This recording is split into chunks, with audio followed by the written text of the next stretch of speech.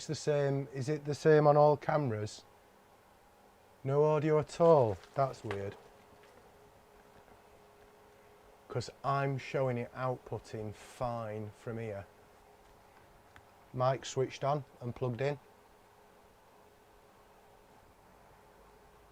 Anything? 1, 2, 2, 1. No, no sound output. Let me have a look. Might have to restart the stream. That should be outputting.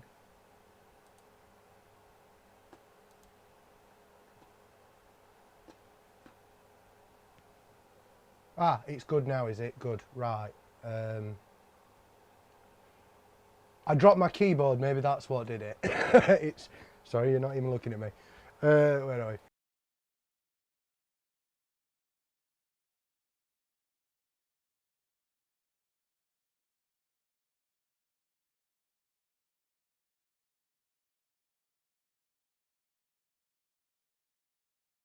Camera 2,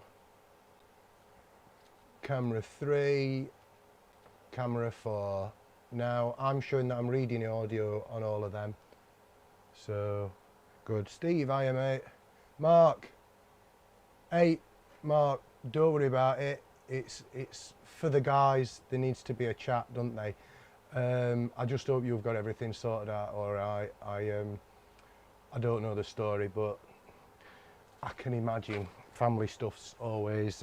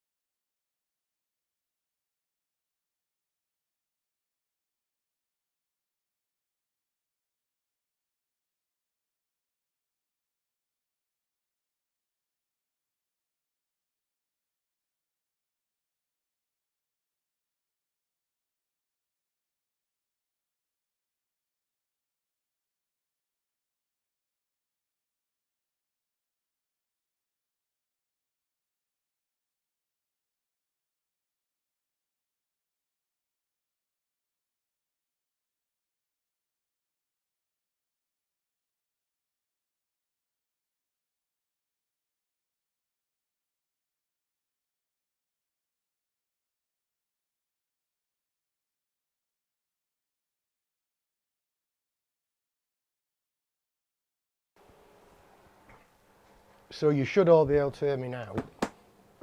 Having not really got anything specifically planned, I'm just going to throw a bit of one of these semi-dried blanks on the lid. This one perhaps not, because it feels really punky and is cracked. Maybe I'll do that later.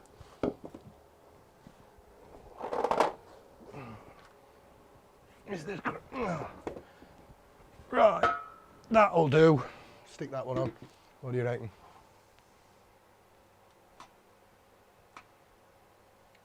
So is my sound back on camera 1? Can I just say get an okay sound on camera 1? I'll test it now. This is camera 1. Have we got sound here? Just give me a yay or a nay. Thanks guys. And then chat amongst yourselves.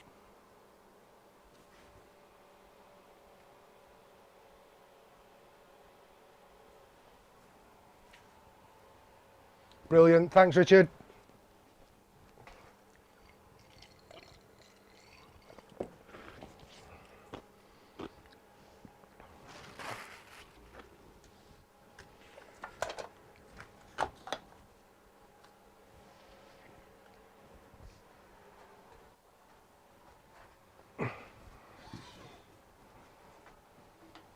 So what's everyone been up to then? What we all had on the lathe this week? Thanks, Doug.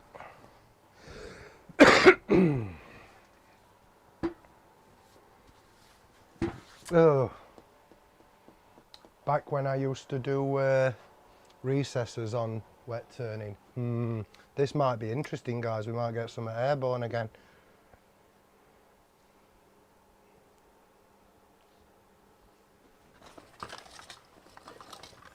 I'm currently looking for my moisture meter, and of course everything where it's supposed to be is exactly the same shape and colour. There it is.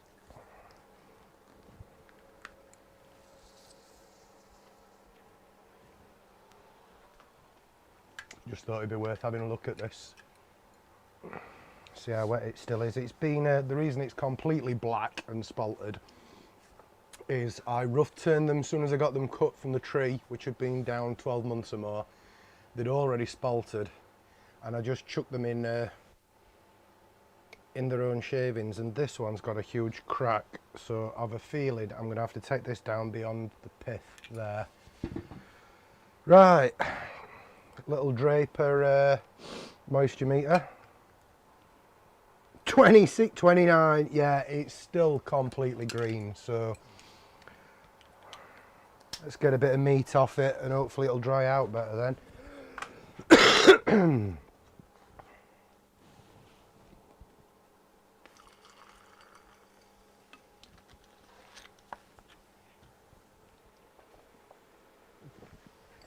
If you hear weird slurping noises, it's because I've just spilt my drink everywhere because I'm so organised. Yeah.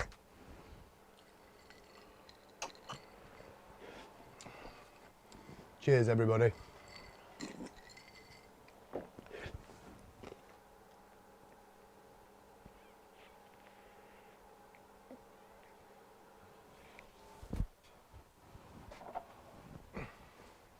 Hey up, Rob, how you doing, mate?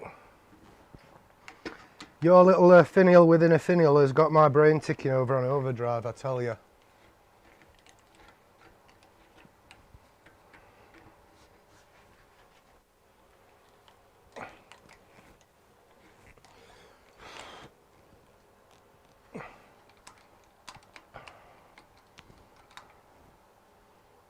In fact, you know what? I've got to turn some of the top off. No, let's leave that. I was going to put a tenon on the bottom. Be more interesting if it flies off the lathe, as long as it don't hit my cameras, I'm alright. Ryan, Colin, hello. Tommy, whoever else I've not said hello to. It's that long since I've done a recess, I've just done me chuck up completely wrong way and nobody told me. Let's blame it on that 20-second delay,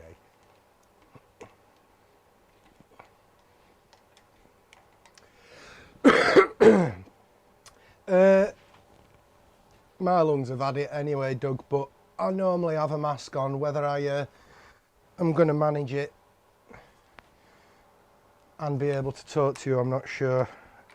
Yes, there's a lot of spalting in it, but with the amateur mycology and all the fungi that's entered my system over the years. Come on.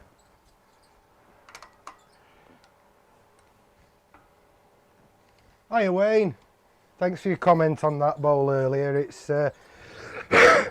excuse me. It's sat up at Abbeydale Hamlet now, waiting for. It's the guy that gave us all the Sobe tools. He used to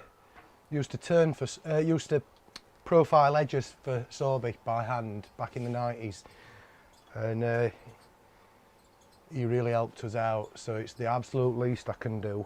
I'm just shame I didn't get to see him today. Oh, but one thing happened that were great. I bumped into the site. Come on, hits metal with hammer. Blacksmith, yeah. I bumped into the site blacksmith Duncan, lovely fella, and I was showing him some pictures of my work, and he got all excited about it and really loving it. And he goes, "Oh, I know what you can have.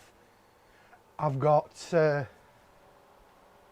He goes, "I've got 3 logs. They're about that long and about that round. No cracks in them or anything. You can have them." I know, great. What are they? He goes Ebony. So, yeah, he's dropping them with my dad tomorrow. You know, it's like, I weren't going to go out today. I was going to put it off till tomorrow. If I hadn't, I wouldn't have 3 ebony logs coming. I don't know what I'm going to do with them. We'll see. I hate these where you can't get your banjo where you want it. Yeah, that'll do.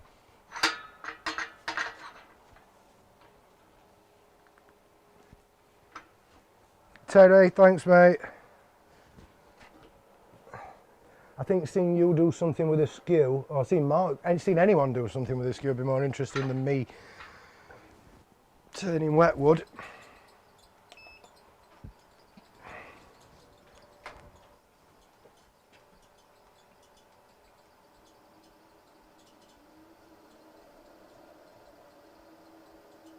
I'm surprised that's as well balanced for how wet it is.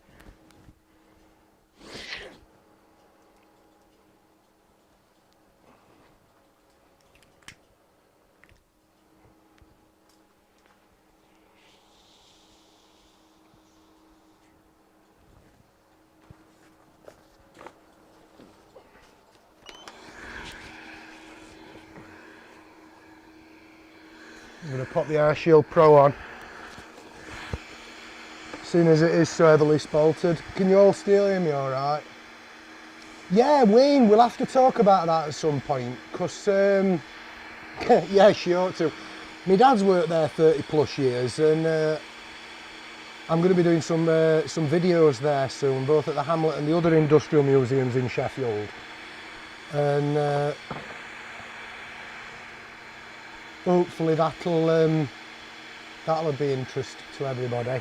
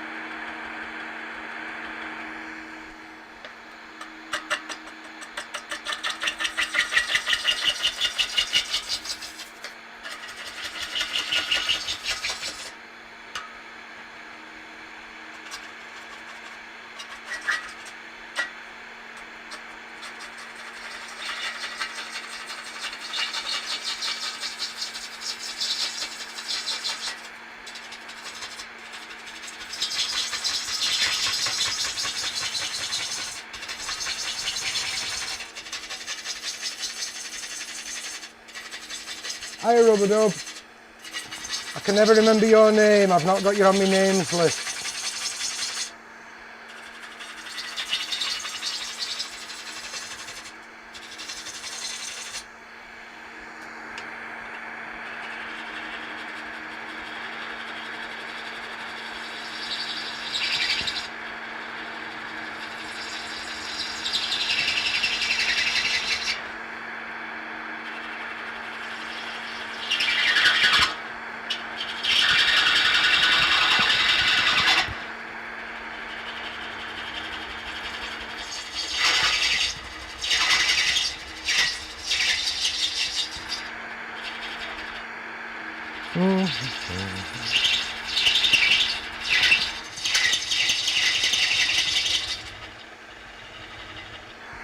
Oh, Rob, you'd know, wouldn't you? We're going to have to swap lists at some point, aren't we?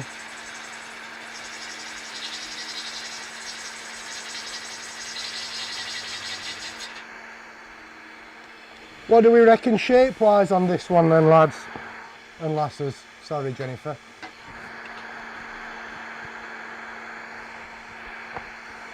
As I've got that little step cut there, I'm thinking a chunky rim maybe, but I want to come down to see, we've got pith here.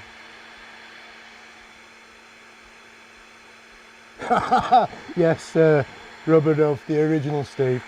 Yeah, I'm going to come down to the pith here. It seems a shame. Oh, that's a good like 1 3/4 inches to lose. No. Let's see how we go. Let's just see how we go.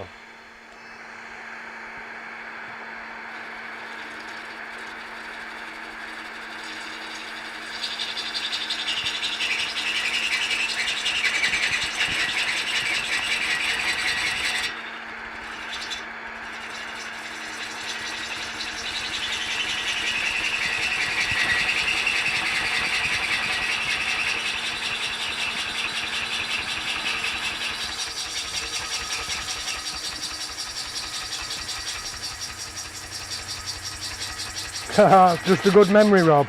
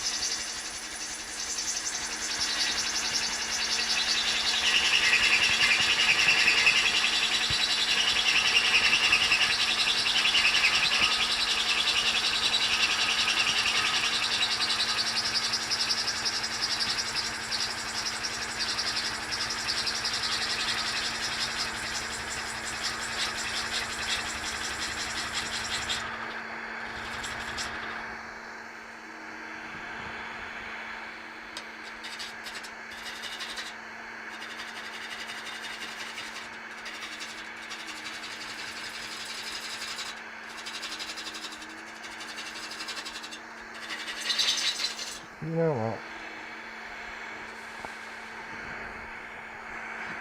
Yeah, I can get my banjo underneath now. Neaten this tanning up.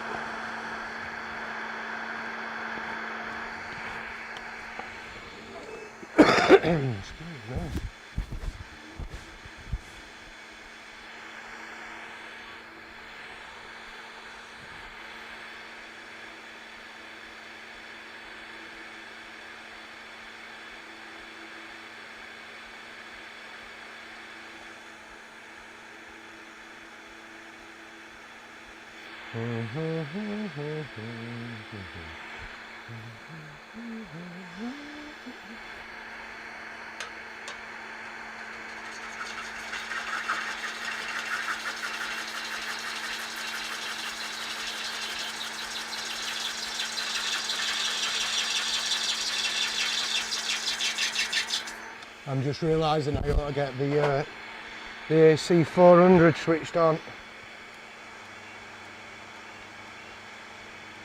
Sorted.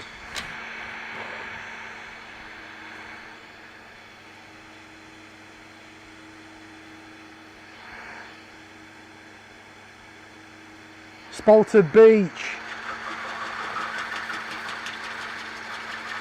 Yeah, it was a good 100-foot beech tree in the between the bottom yard of the Abbeydale Industrial Hamlet and the top yard. And when they built the new education centre, these two trees, which admittedly somebody had carved a heart in the stem, and unfortunately the heart had let enough disease in to eventually, probably like 50 years later, but eventually kill the trees, and they were very close to falling down. So they dropped them about 2 years ago now.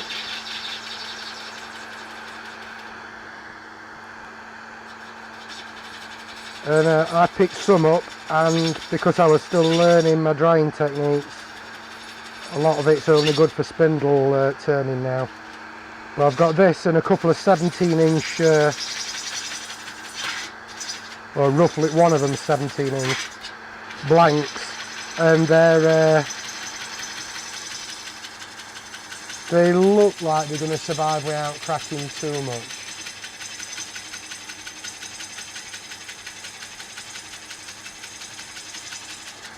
Mark, absolutely fine. I know that one. I spent 2 years not wanting to chat. I didn't leave the house, so yeah, I get that. But thanks for being here, mate, anyway.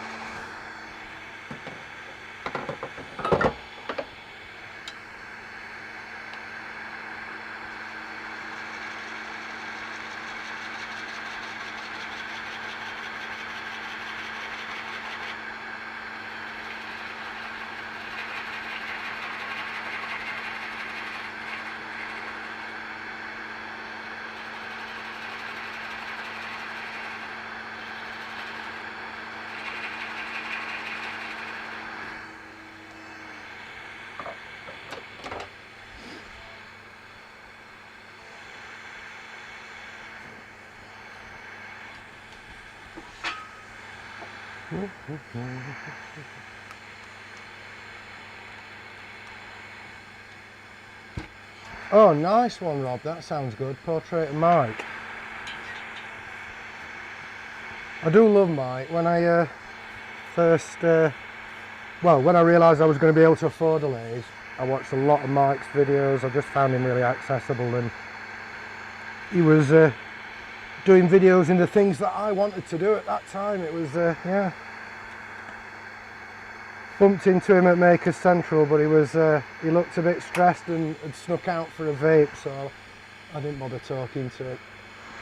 Although if I remember rightly, and I didn't know either of you at this time, I was stood behind Pete, Twisted Trees, and someone else waiting to chat to Mike. But anyway, I don't know. Right, is this going to still be true? I will be doing a finial, well, I'll be doing Summit within a Summit, Rob. I'll be having a play with the principles of it. I'm like that.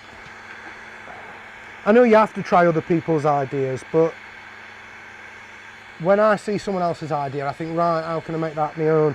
Sometimes I spend too long and end up never doing it, but I don't know. What's going on here?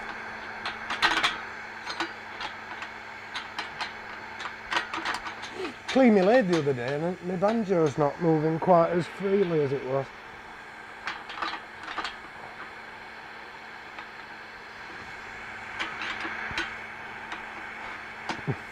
There we go.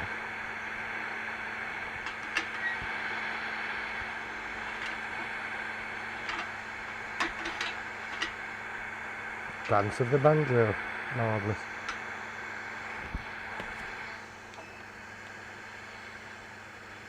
See if we can creep a bit more speed out of it.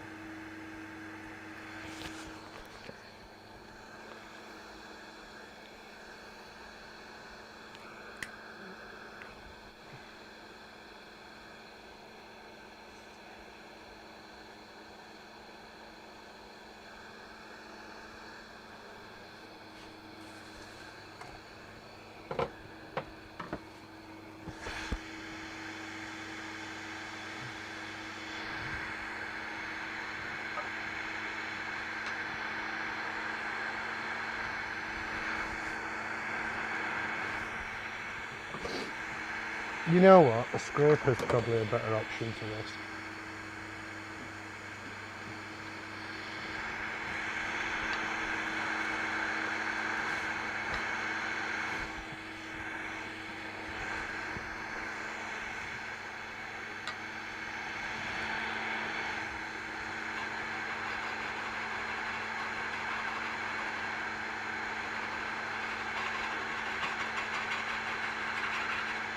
Crikey, there's a lot of fungus on the bottom of here.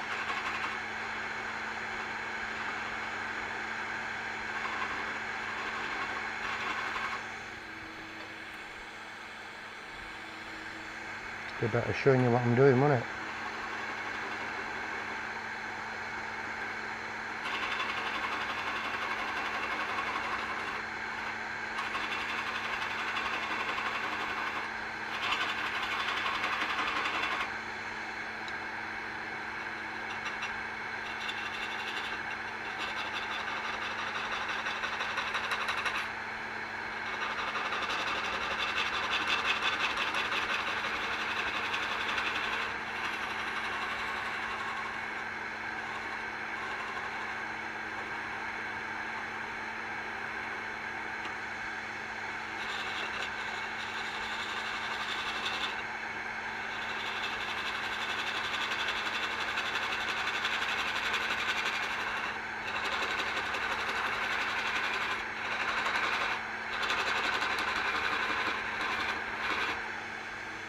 You know, when I bought that Gigant grinder, I was right looking forward to being able to just get going and putting all edges I wanted on my tools. You know, so it looks like I'm going to have to build my own jig setup anyway, which I half expected. Anyone new watching, not that they will be, don't move your tool rest whilst the lathe's moving.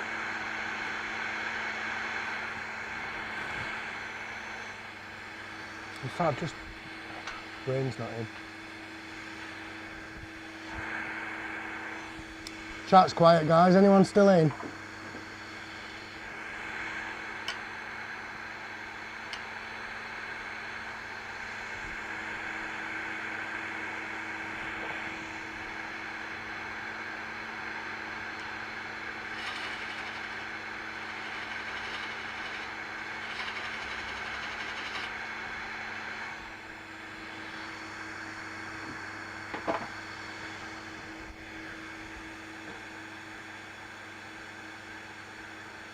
Not my nut needs adjusting, does it? Oh, you Stace, love. Thanks for your comments about my crazy hair. The fact that it's receding is right disappointing, because I was hoping to like go into old age with a full shock of crazy white dot brown hair, to be fair.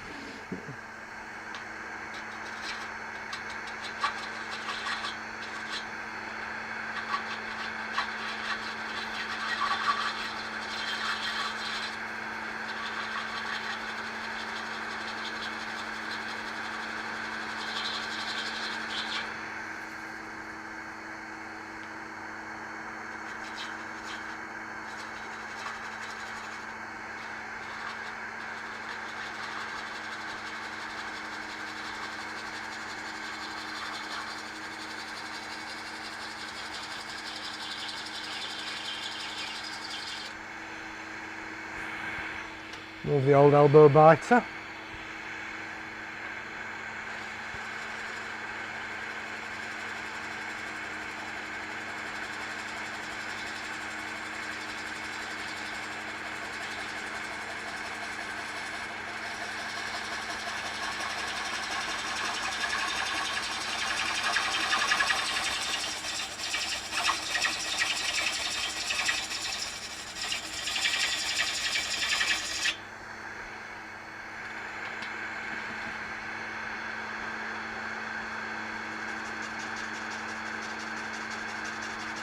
Reko, the end grain in this is pounding the blade.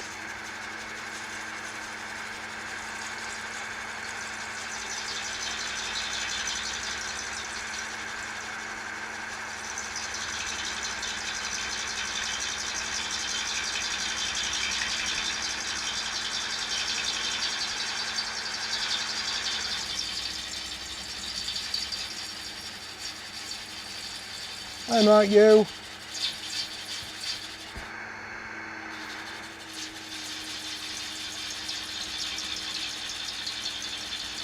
Hey Wayne, well done on, was it Turner's Retreat and Robert Sorby giving you a shout out. Very good. I need to get in touch with Sorby's actually. I need to get in touch with their company historian and Record Powers for this history series. One of the guys at our club works for Record, so I'm going to give him a shout. Hopefully we're going out for a walk early in the new year anyway, so I've got that covered. But does anyone know anyone at Sorby's that might be able to shortcut it for me? Well, admittedly they're lovely down there. Anyway, I went and picked me eccentric chuck up direct up from Atoll Road, bought it from Turner's. Now, if we're talking about good customer service, Turner's Retreat, wow. Yeah.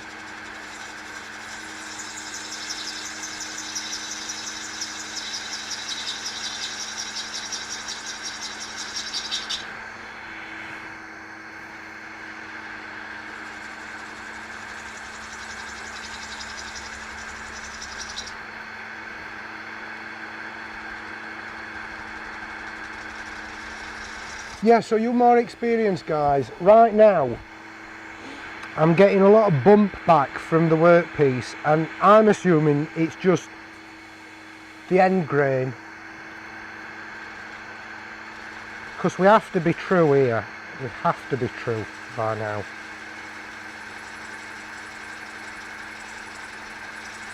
I mean, I had one piece I turned very early on, and I couldn't understand it because it was as out of balance when it was square as it was when it was finished.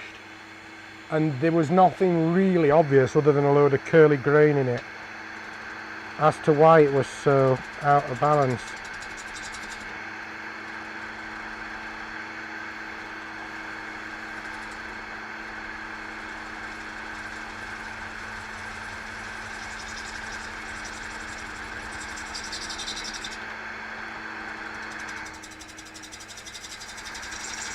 You're on a bad handle there, aren't you? Sorry guys.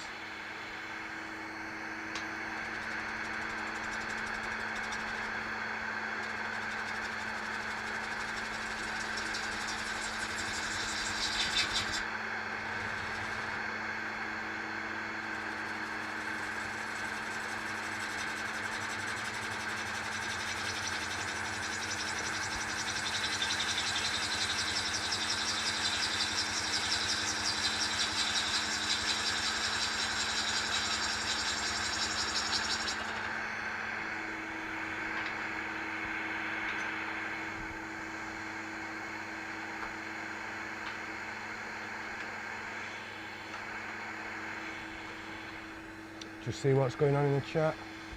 More speed. Yeah.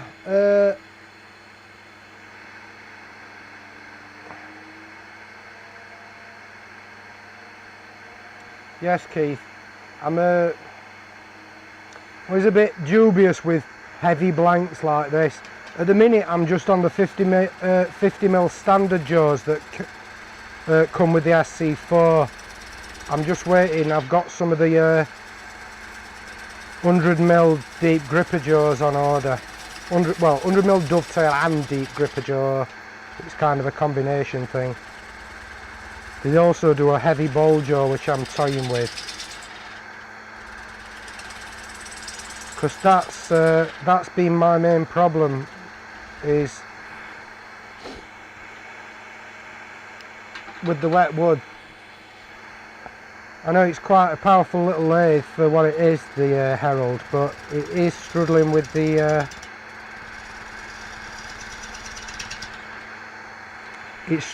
weight.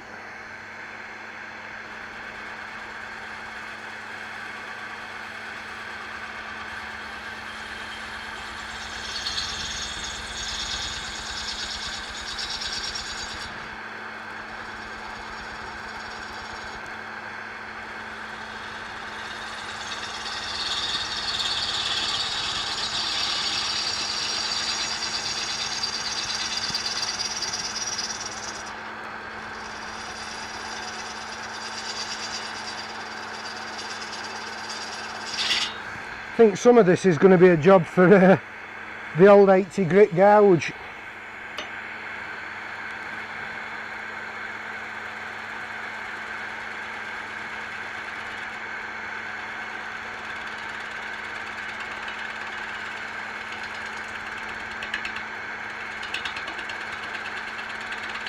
That right there's the pith. Let's just have a look at her.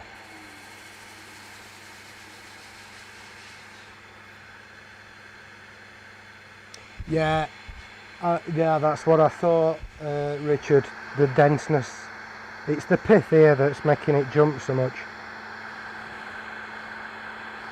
I'm not going to get that with a push cut, so I think I might just get this bottom right.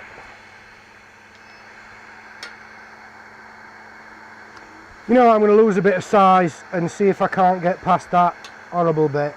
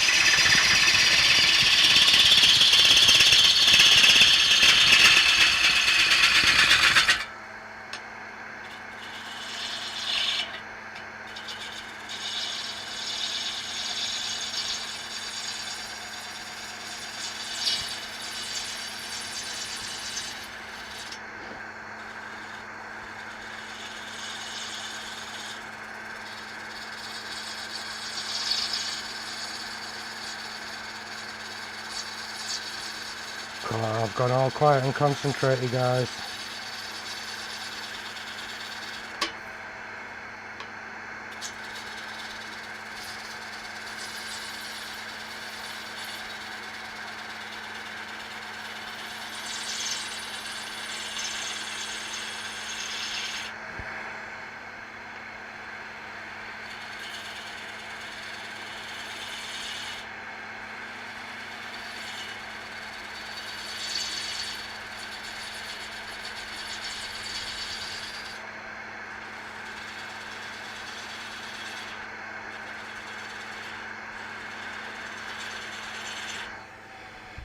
How are we doing? Oh, hiya, Seth. Can't see where you are there, are I? Ah, there you are, yeah. Wonderful. Oh, I'm so grateful for you all turning up. It's, I just can't wait till I get to the stage that I can, I don't feel like I'm just stood in a room on my own talking to myself. Mind you, that would be changing the habits of a lifetime, wouldn't it?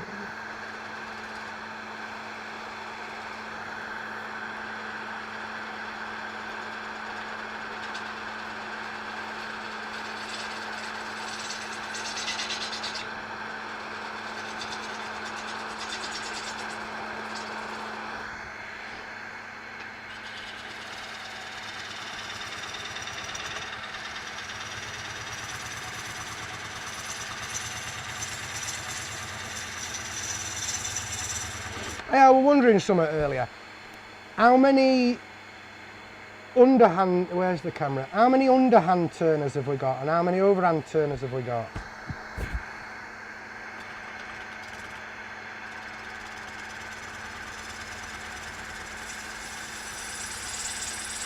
I kind of naturally found myself more comfortable overhand. But that said, I can see times where underhand's got its advantages.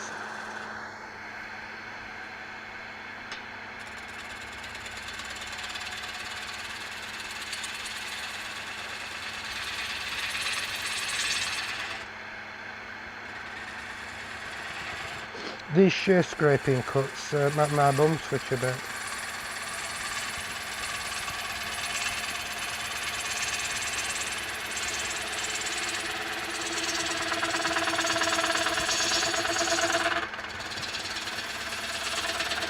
Right, let's have a look at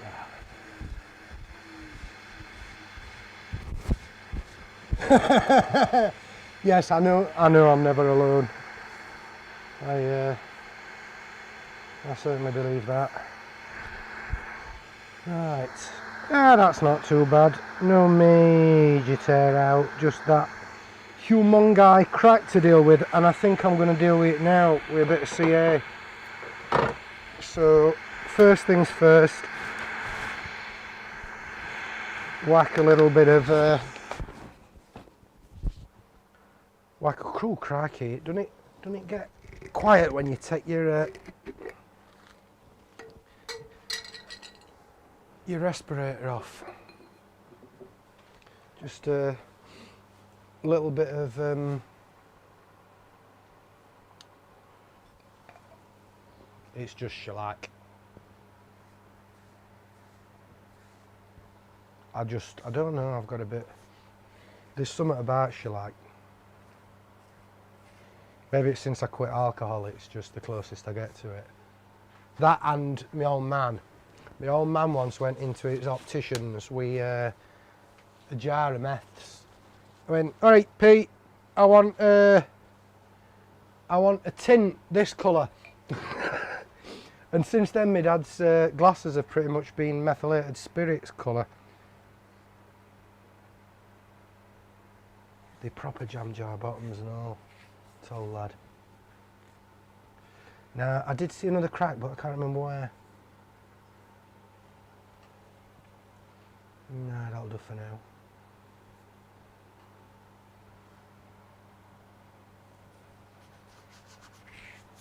God, doesn't the grain start popping when you put anything wet on it? What sounds... Oh, everything alright?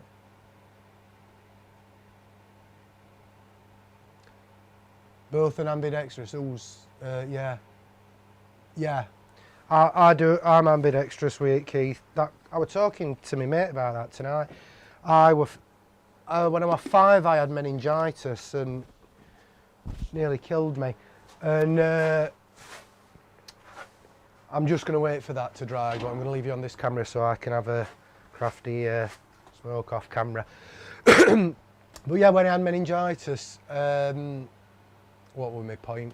Oh yeah, I don't know if you can see it, but I've got a small scar on the back of this hand where they tried to get the cannula in and couldn't, missed the vein, so I had to have a cannula in my right hand. At 5 years old, I hadn't fully learned, you know, I wasn't the best writer in the world, so I had to learn to write with my left hand, and since then I kind of always tried both hands whenever I'm doing something new. Yes, Tommy, shiny inside. No, it'll be 7 years in June since I had a drink. Or is it July? Can't remember. Don't miss it. I do get jealous though when I see people drinking Lagavulin 16, because that was my favourite tipple. In small amounts. My favourite tipple in large amounts with cider of any variety. Usually in a bucket with a ladle.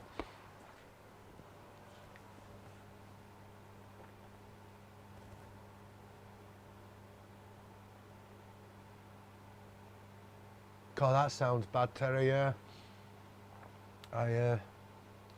My mother struggles ever so much with arthritis and various other bone problems. So I can sympathise there.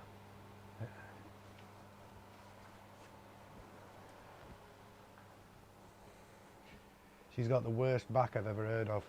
Like 8 dry prolapse discs, 3 spurs, 1 vertebra she's had to have fused, and for some reason 1 extra vertebrae than humans are supposed to have.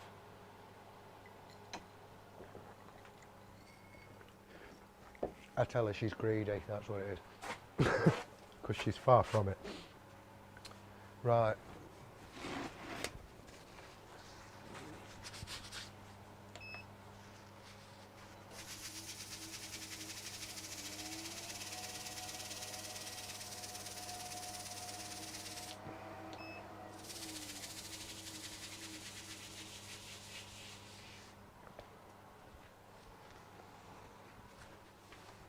CA, thin CA.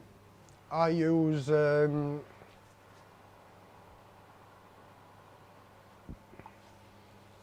this. I'm not paid by them. Tool Station sell it. They do the medium viscosity. They tell you they do a thin, but I've never found it. And they do a high viscosity. The high viscosity is only really, well, no, it's all right, but it works better with the activator. Which is this. The thin one tends to do the white Crosley thing if you put the activator on it. But in scenarios like this, like on the bigger bowls I've done that with the got plenty of thin into it and then just set it off hard because I'm probably going to be turning the crack away. I just want to stabilise it whilst the rest of the wood dries. If I'll show you that. Which camera?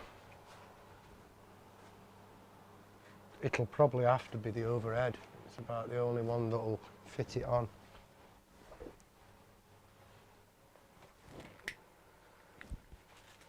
I've left the middle in.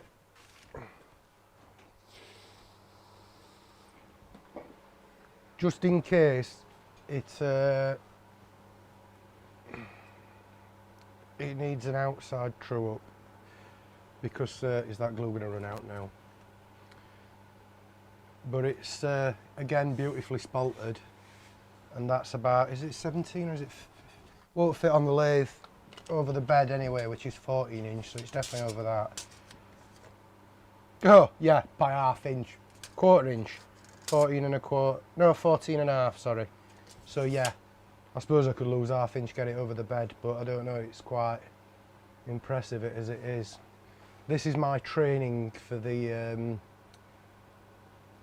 22 inch, sorry, Sapele or some kind of mahogany blank I've got in the garage. Bursitis, Seth, tennis elbow. I get a bit on my right elbow because left elbow. I lean my left elbow on my vice when I'm sat at the bench, and I have a leather jaw on the vice, which I forget to clean, and if I've done any metal work it ends up with little metal shards in, which have now fully impregnated the skin on my left elbow.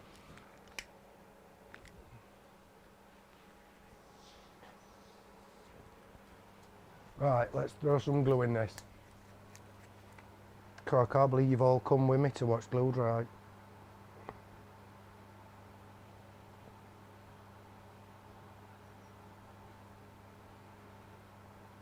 Better get some paper ready.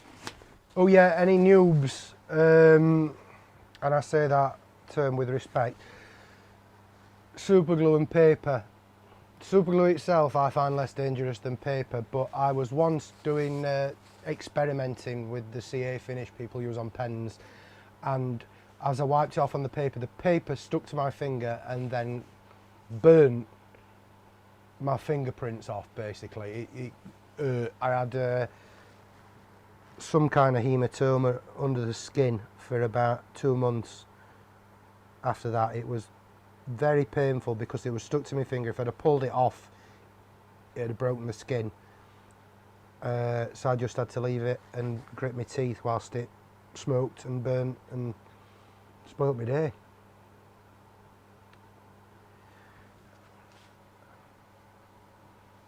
Now it's wet wood. If I'd got coffee grounds to hand I might put some of those in. I've not used it before. I knew there was something you could use, but I couldn't remember what it was until Mike mentioned it last night on his live. But as long as it dries off and stabilises a bit.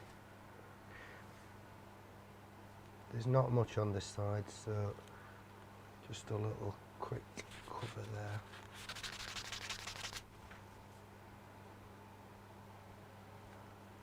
It's taken quite a lot, that, so I am going to have to let it dry. How are we for time? Nearly 9. Who's on next, guys? I don't want to crowd anyone.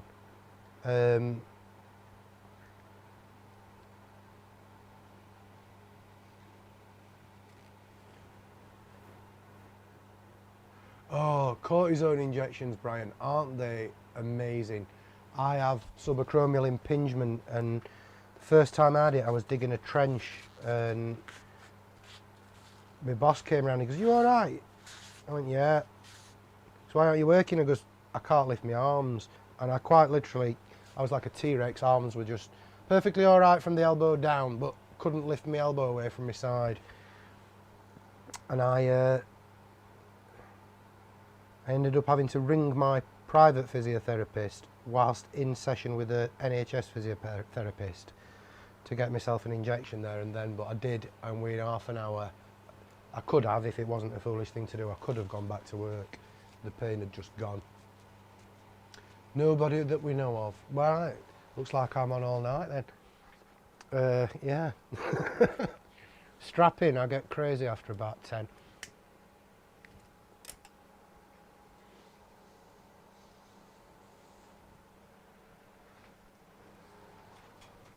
Right.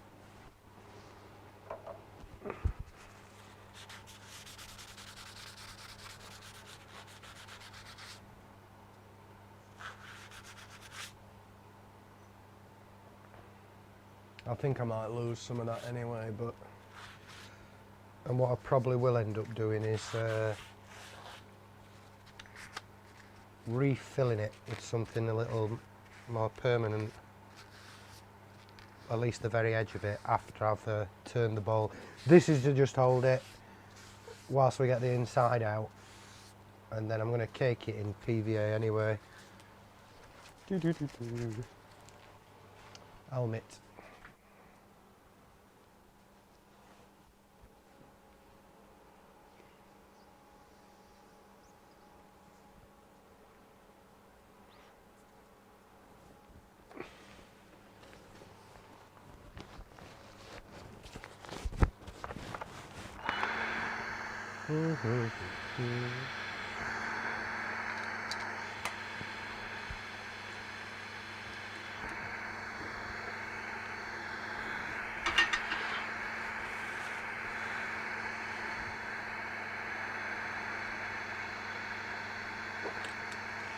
Turn it the right way down.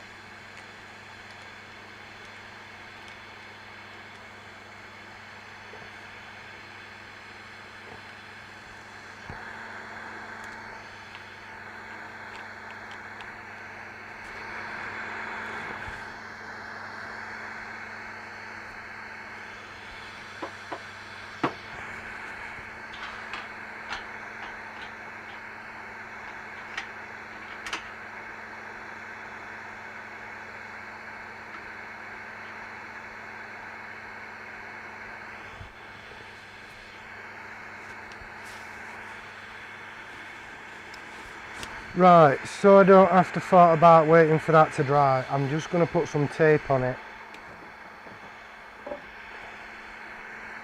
Admittedly, the glue will probably find a way out and it'll probably ruin something, but you know, such is life.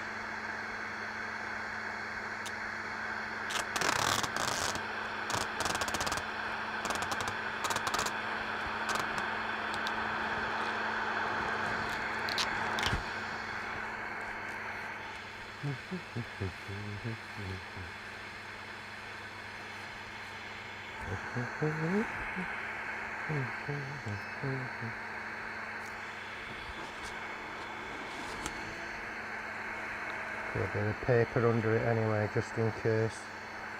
At least save the bed raise.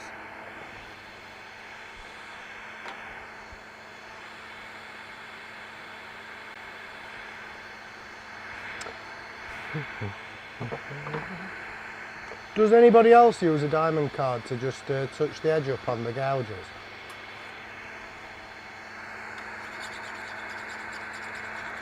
This gouge has got a terrible grind on it at the minute. I'm experimenting with freehand sharpening. with no table, just off my hand and the edge of the guards.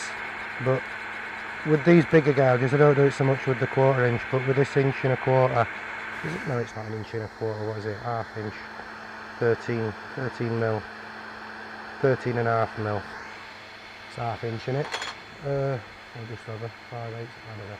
But yeah, I find you can, oh, Terry does, brilliant. Yeah, I find you can very easily, and Barry, and yeah, and Robert, yeah, good. Not just me then. Right, so what did we say? 14.5. So that's like 1.25. So yeah, we'll do it at that. Hold on a minute, guys. It might look better from this camera. Just zoom you in and focus it.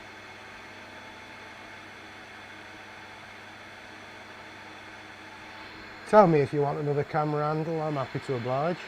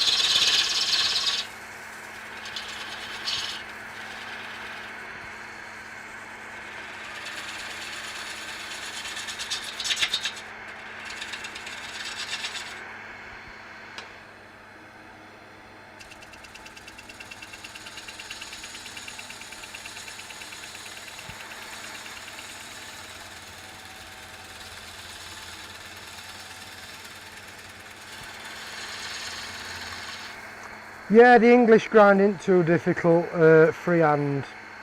I want to get the wings right, and if I remember rightly, it's kind of a principle of finding where your bevel is and then riding up the wheel and twisting as you go. You do get a different profile to you as you would with a jig. I'd like a jig, just because I'd use it to build up that muscle memory.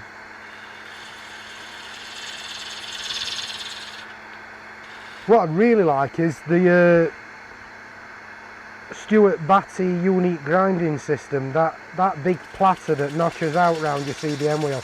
That looks absolutely ideal, that. Could do any grind you want with that. Have a nice one, Wayne. Send my best to Val, and next time I'm up that end of town, I need to drop some business cards in with my mate in High Hazels Park. I'll drop you a message and I'll stick some wet wood in the van if you want it. But yeah, you take care, mate. Have a good one and see you soon. And soon as lockdown's over, definite Yorkshire Turners meet up.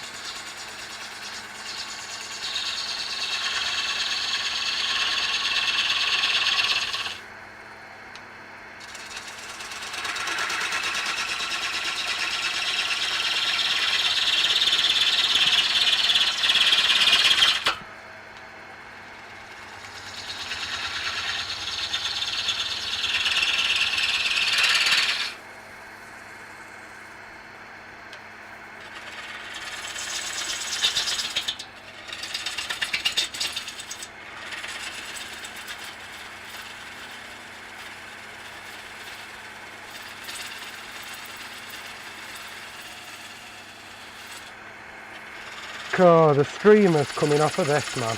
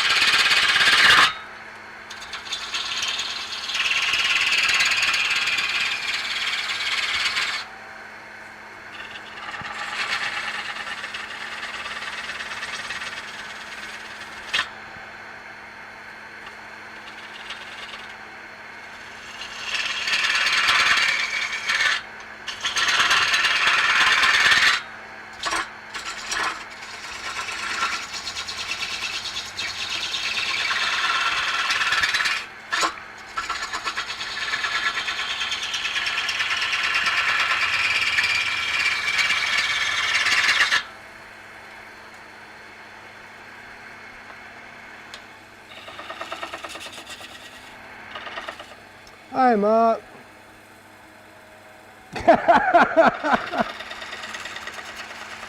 You're asking for trouble this close to Christmas, pal.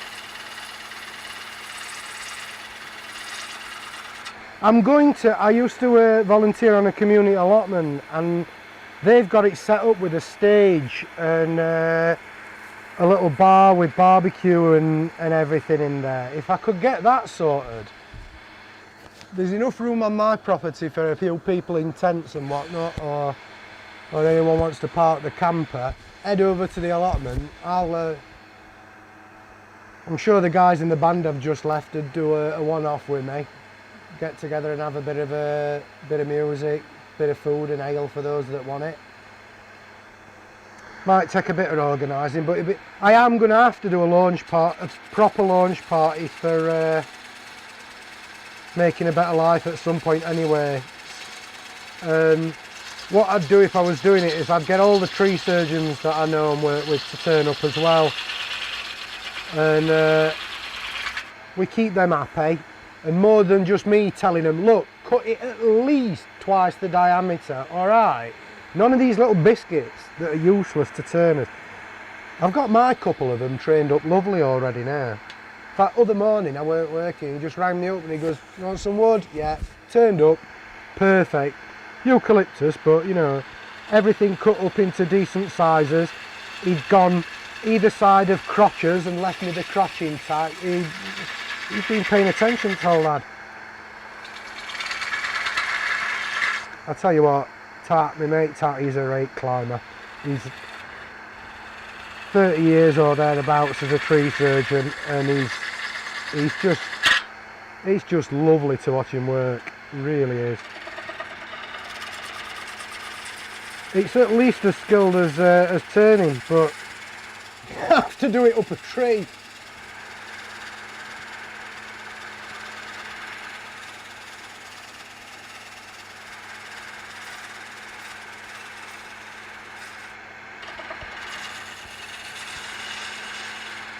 Must remember this one's got a recess, not a tenon.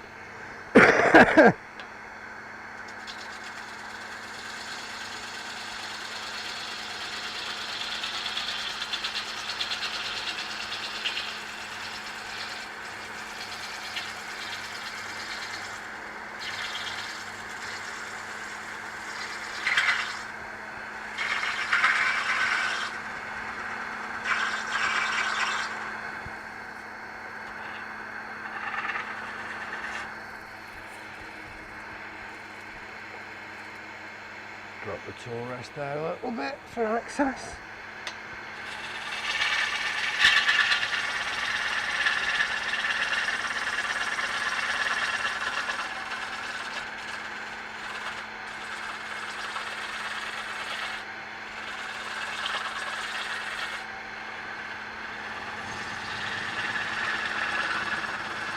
I like those little cuts where you're doing a push cut and then you transfer to, yes, you transfer to a very careful little shear scrape.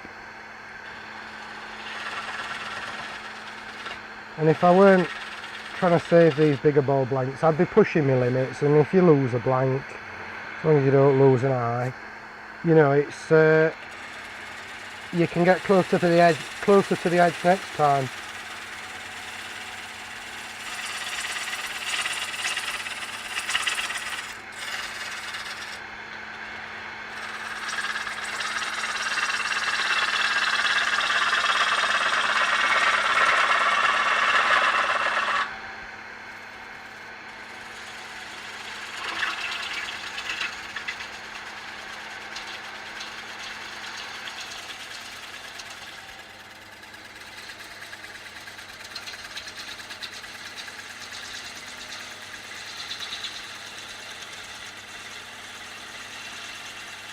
It's hard keeping up with the chat and saying at the same time. Hiya Daily, thanks for coming in.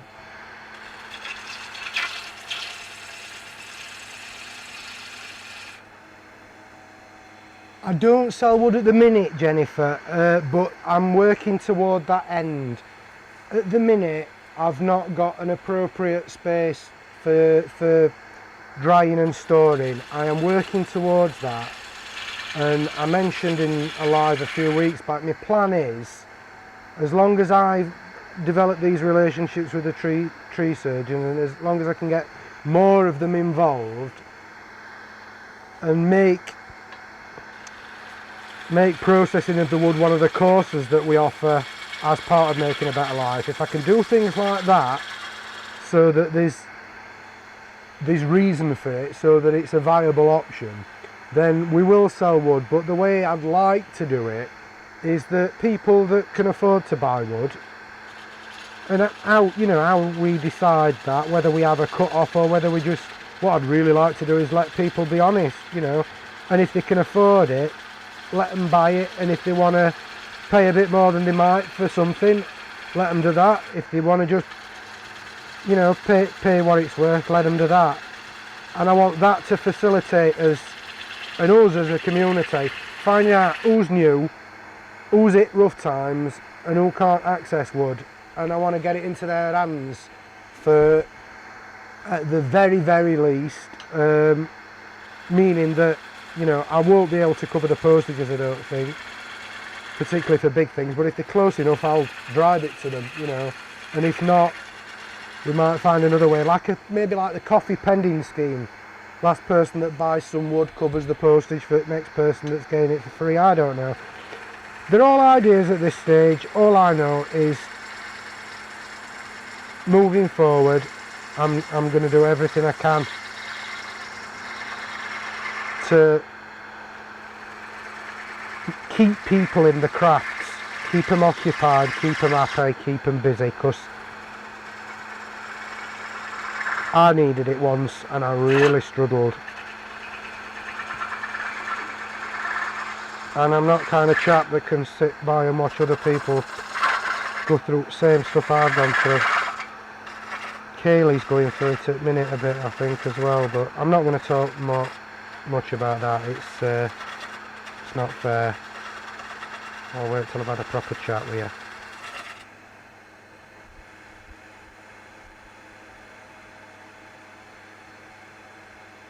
Walton on the Naze. Right. Are there a lot of... thanks, Doug. Are there a lot of tree protection orders around you? I don't know Walton on the Naze. Sounds like it might be an older town. And some places have a lot of tree protection orders about, but... You need to know how to talk to tree surgeons. If you turn up with, I'm just going to go to a different camera for it. If you just turned up with the brews already made, or just went and offered them a brew, or do you want some lunch, guys, when you come down? Stuff like that. They'll love stuff like that. But best thing is if you show them some of your work, because most of them will have a bit of a crafty bent to them anyway, or they'll at least like natural things.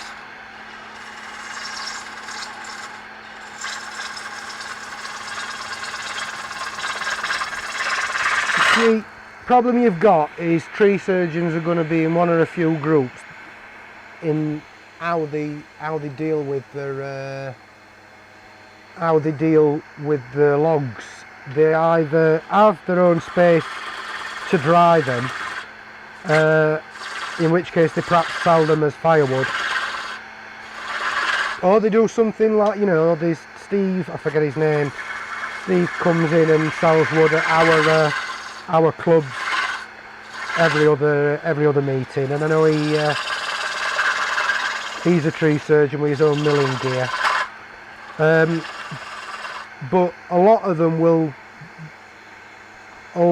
I'd say the majority and the likelihood, have got a farmer or someone who lets them drop all of the chippings, because, you know, sometimes got 2 or 3 wagon loads full a day, and having a farmer that needs them for bedding, the farmer will often take stuff like that in exchange for the log, because most of them will have a wood burner or want to sell them themselves. So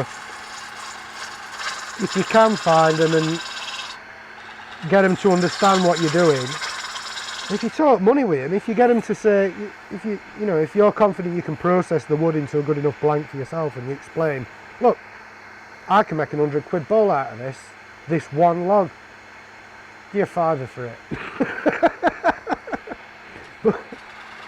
but you know what I mean, if they can understand that.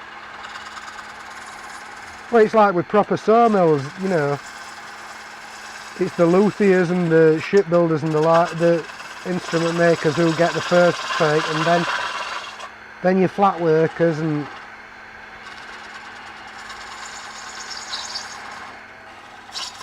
sorry guys, I'm right conscious of the fact that I've got a recess, not a tenon, and it's a while since I've done one.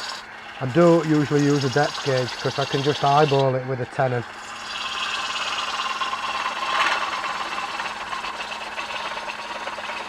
What I'm going to do is I'm just going to clean off this centre and then stop the lathe and have a look.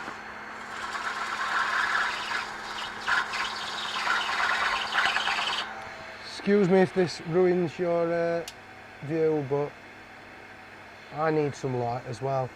It shouldn't mess with the close-up camera. Just want it for firewood. Yeah, it's well, I'm sure if you did them a bolt, or just, you know, talk them into it once, and then next time they might be a bit more willing.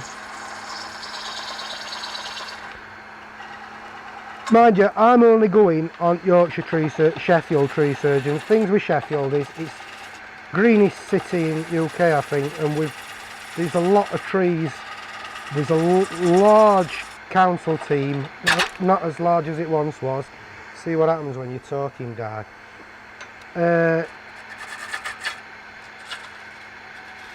Excuse me a second. That's taking a right chunk out. Let's just get rid of it.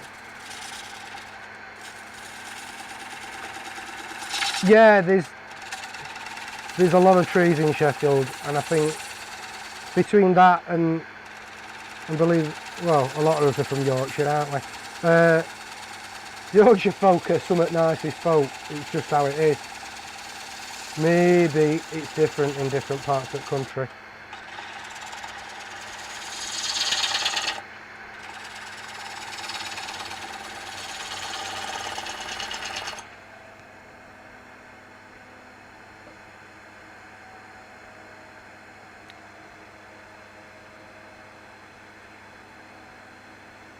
As to be chipped, no. Maybe council ones, because they'll have some kind of legislative recycling agreement with places that produce wood chip products and the like. Sorry, I'm just reading. Oh, Rob, come on, mate.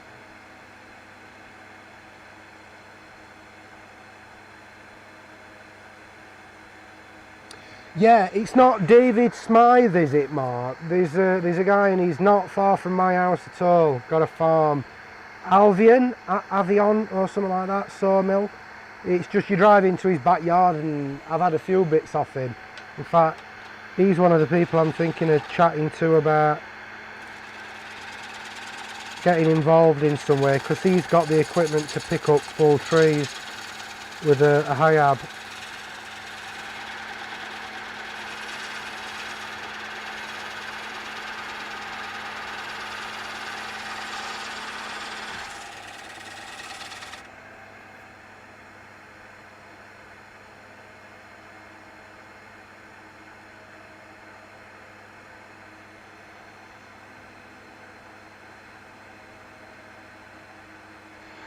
Well, in my experience,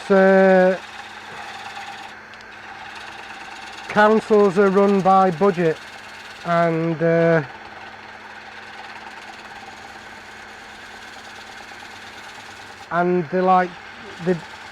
don't like to speculate to accumulate, because one council had come up with the idea, and by the time it was implemented, there'd be another council in power. So things like that need to be proper kind of community-led groundswell initiatives.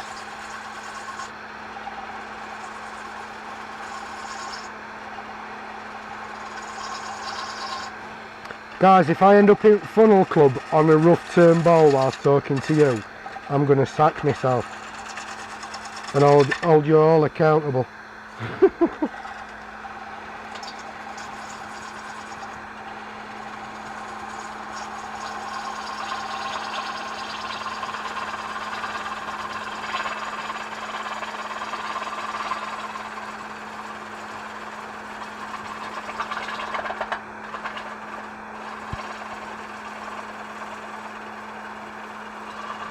Now I feel like saying one last cut, which probably means it's time to stop.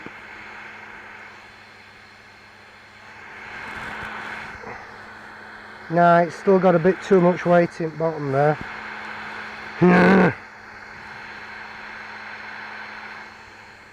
That cracks all the way through. I think I'm going to lose rim on this, to be fair.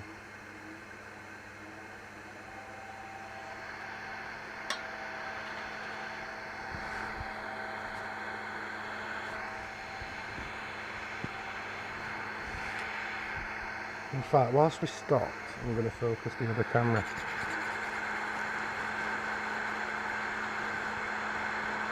You know, I thought I'd burnt my blade the other day, but it weren't. It was just some Wenge dust. Oh, guys, I'm going to put the full photos up of that bowl tomorrow, because I'm dropping them off with the new owners. I did a wing bowl in Wenge, and I'm not kidding, I think it's my best work today. It did pop off the lathe and may have a hairline fracture, I'm not sure, but I don't flex it any in one of the wings. And if I'm honest, I should have done the wings a little sturdier, made it a bit more of a usable bowl. But that said, Wenge is very dense and quite, you know, I think it'll survive as long as it's treated as an ornament, not a utilitarian. I can feel something vibrating in my pocket, guys. Just let me see if it's probably all my mates saying, "Oh, you're on Tinterweb." Oh, thanks, Terry. Just got your message. And everything else was nonsense. There we go. Right. See what you guys are talking about.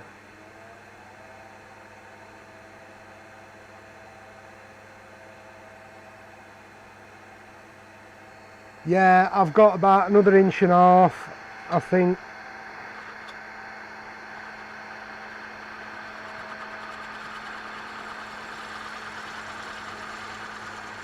I don't like undercutting it when I leave a tenon inside. I can't see how else I'm going to get to the bottom of this.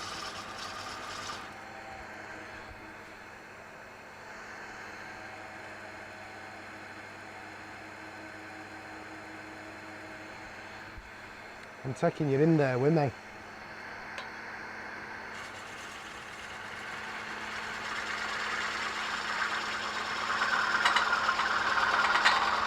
What do we reckon to this camera then? Because it looks great on my screen, but I don't know how well it translates to through YouTube. so lucky that Canon, my Canon, because there's only so many of them that actually work with OBS using this Canon web utility or whatever it's called.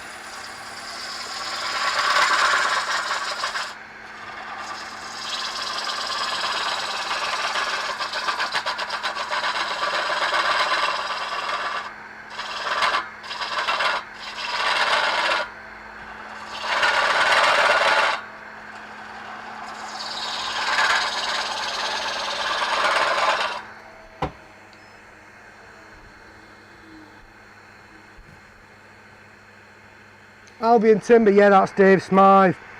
But mid-30s, maybe something like that, or even younger. Flat cap barber wearing young lad who, yeah, that farm you'll have. It's just off Limestone Cottage Lane where my granny used to work during the war at Bachelors. Did you go the way up the back of the Sainsbury's and then off to your right and then all the way to the end until you find the farm? That's usually the easier way of getting, well, it is for me anyway. But yeah, that's 5 minutes from my house, mate. So yeah, next time pop up. Stop the lathe to check my depth. I ought to do it with a tool, didn't I?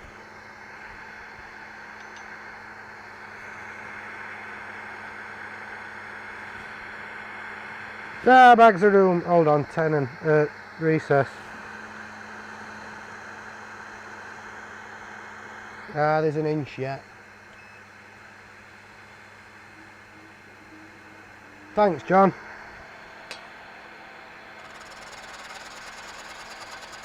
The only thing about this shot is if I have a catastrophic error, and my camera might cop it as well.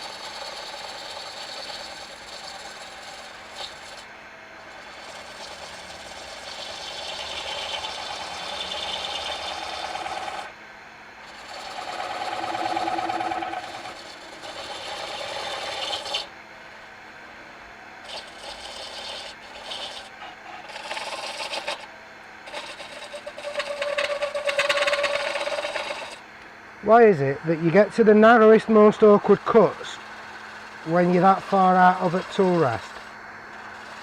With a bowl that's that big, you can't comfortably get your tool rest inside because the banjo's in the wrong place. And, sent to Chester's, I suppose. What do people think about rough turning like this? Do they think it's like turning twice? Better to go for a finish turn, because I do quite like finish turning from wet, but I don't know. With my current setup, this is the most reliable way I've got of getting a finished product with a limited amount of unwanted wood movement and cracking. I'm going to nip back in house in a bit and get you the apple bowl that I'm currently making a video on. Out of those, all of that apple that I did the other week, I thought I'm turning one of these to finish. Let it warp, see what we get. Oh my word, it's just a thing of beauty. Barnsley side. Yeah, you'd have come down, you'd have come past Kilnaway on Halifax Road, and you'd have turned right down outside of Sainsbury's. There is a way to it from back through Fox Hill, but or is it through Grenoside? I'm not 100% sure. I don't know that way though. Gets a bit confusing when you get to his yard though, which farm it is, which cottage it is. I used to work on a dairy farm, he's a beef farm, so I just wandered in like you do. Just started shouting, ended up in barn with all cows. And he's like, "You alright?" Most people are a bit scared of all cows, and I don't know.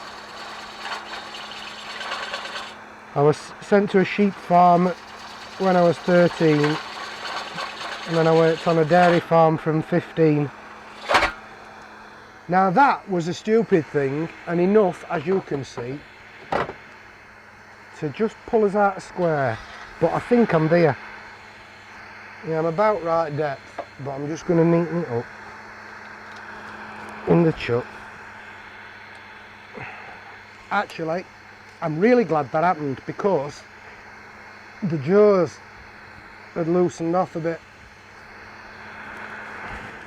I should have been checking me. Why didn't you tell me, guys? You tell Rob to check his chuck and things. I'm only kidding. I'm only kidding. Hey, look at that, guys. We got away with no disaster. Are we actually in focus there? Let's pull out a bit.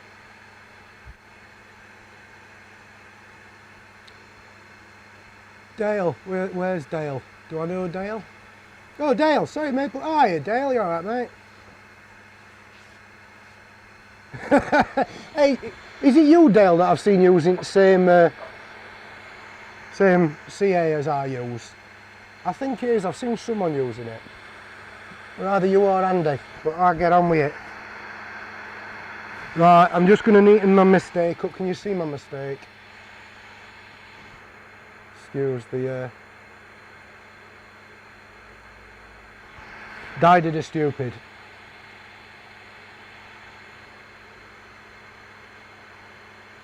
Sorry if I made you all dizzy there. I'm just going to neaten that up, and then this one's done, I think, for now.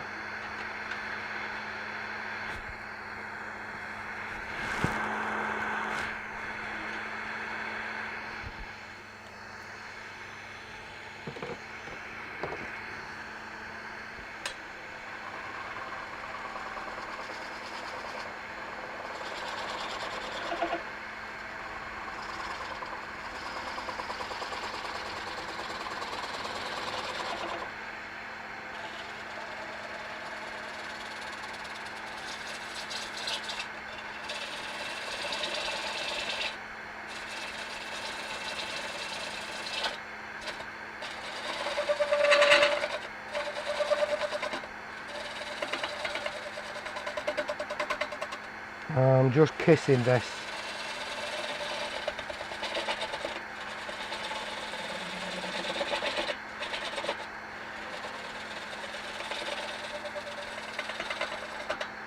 I just don't want too big a void there sucking up glue, because it'll end up really hard when I turn it out.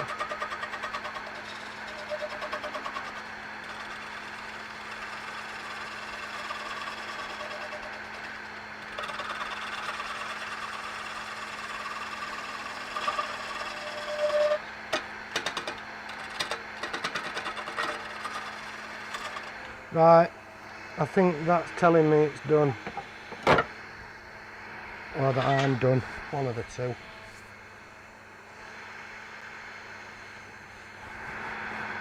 Yeah, there's still a big gaping hole there, but it's not in an important place, and I reckon I've got that uniform enough for gluing and drying. Other way, guy. Lovely. Yeah, that crack's going to be an issue.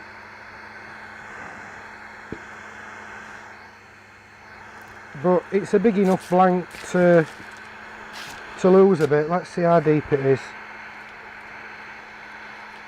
Yeah, of course that's super glued on, isn't it? Yeah.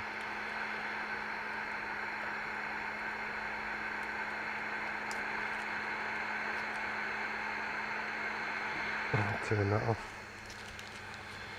I'm going to catch up with the chat in a second. Oh. Don't worry, Seth. Go for it, mate. Go to work. More important things than watching a quarter Welsh nutcase at the lathe. Right. I was going to get a tape measure. That's what I was going to get.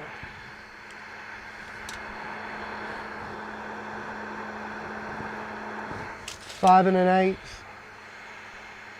Yeah, there's plenty there to lose a bit. So this now goes in the. Hold on a minute.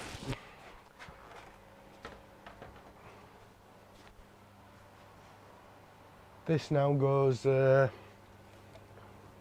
in the pile to get some glue chucked on it. So, what are we on, guys?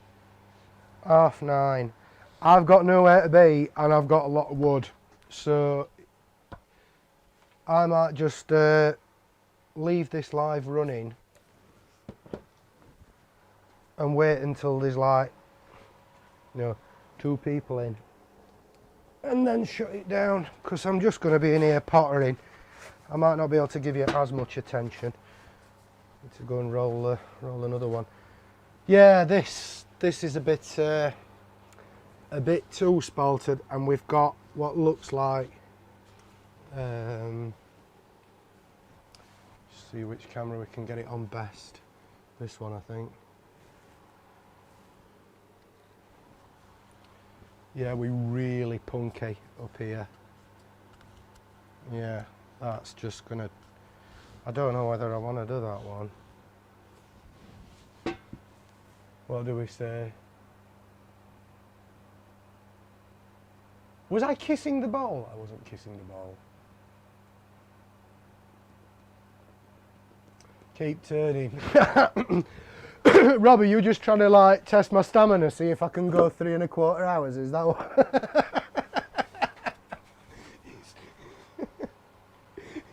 Is that what it is, mate? Is that what it is? There's this. Again, heavily spaltered, needs dealing with. And then there's another few down here. This one, I don't know what to do with this. I don't know whether to finish turn this or if I want to wait until I've got something to stabilise it with, because it's got some nice light spalting in it, but it's also got some like full-on fungal heads growing out of it. It's really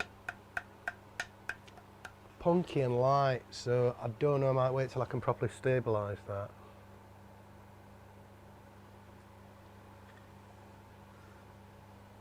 Do I leave the centre in to remount?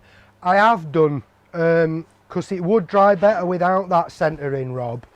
However, what I'm hoping to do is I'm hoping to get these finish turned before they completely dry.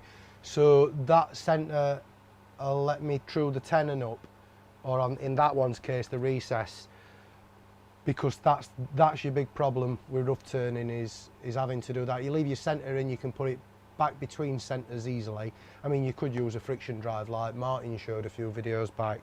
I may actually go to that, and there are some balls where you can't get the bottom where you want it and leave the centre in.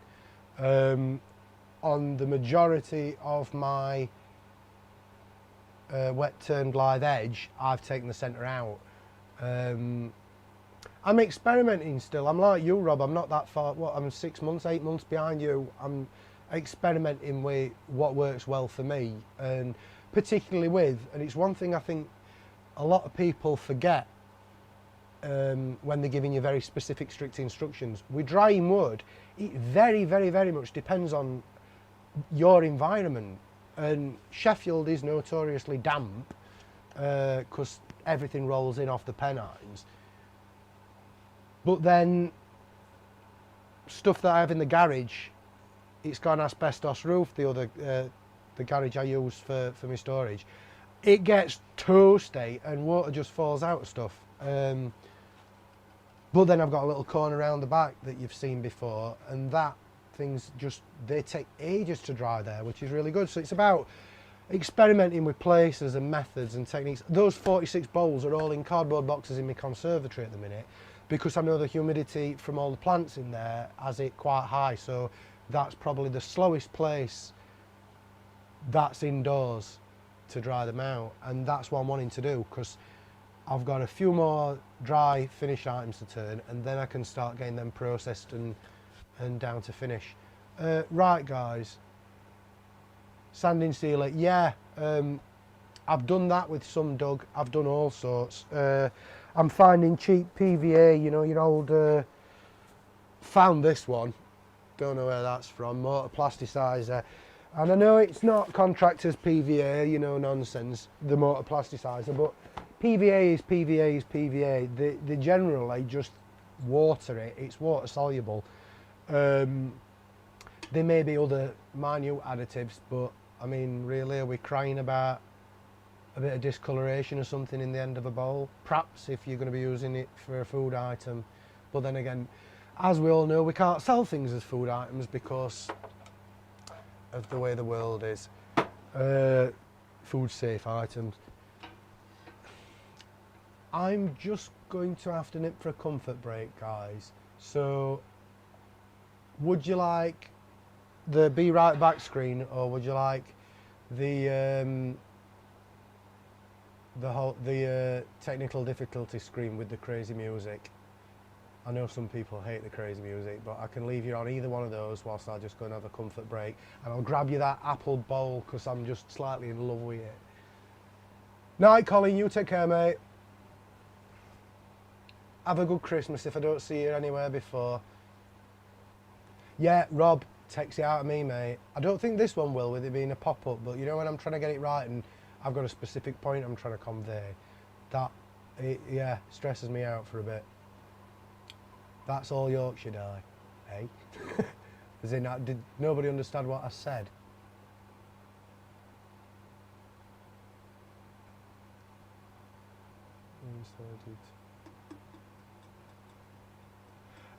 If it's a paper bag, Chris, yeah. If it's a plastic bag, you might have started spalting. I've got my last piece of laburnum from one tree I took down, and it's been in a plastic bag, and it'll still be nice and wet, but I don't know if I dare open it.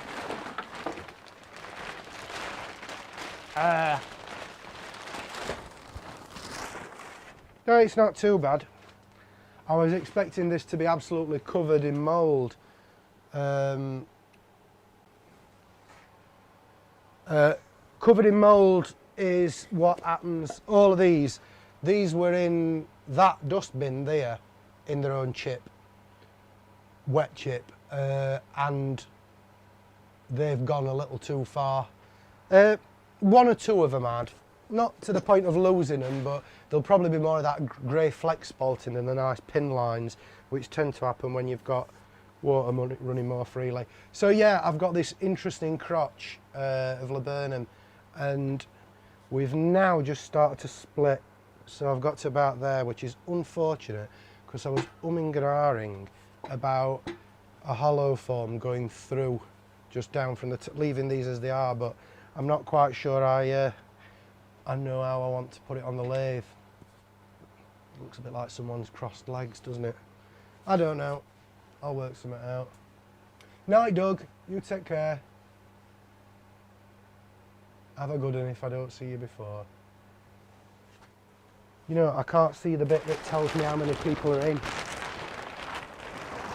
Can somebody just shout up with how many's in for me to know whether it's worth continuing? In fact, don't shout up just yet, wait till I'm back. But do answer this. Do you want this whilst I'm on my comfort break, or would you rather have this?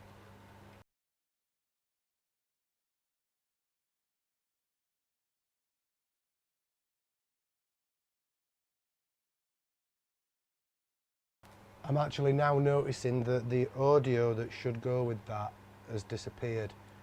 I'm just going to fettle with that.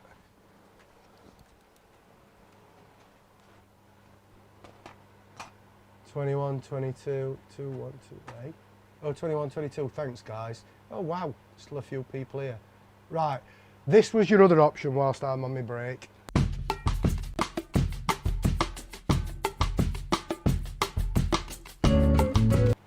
So hurry up and let me know, because that comfort break's going to just be a mess in a minute. Either screen, Rob. Yeah, I know you're happy with it. Tech difficulties. Mike, you get your own way tonight.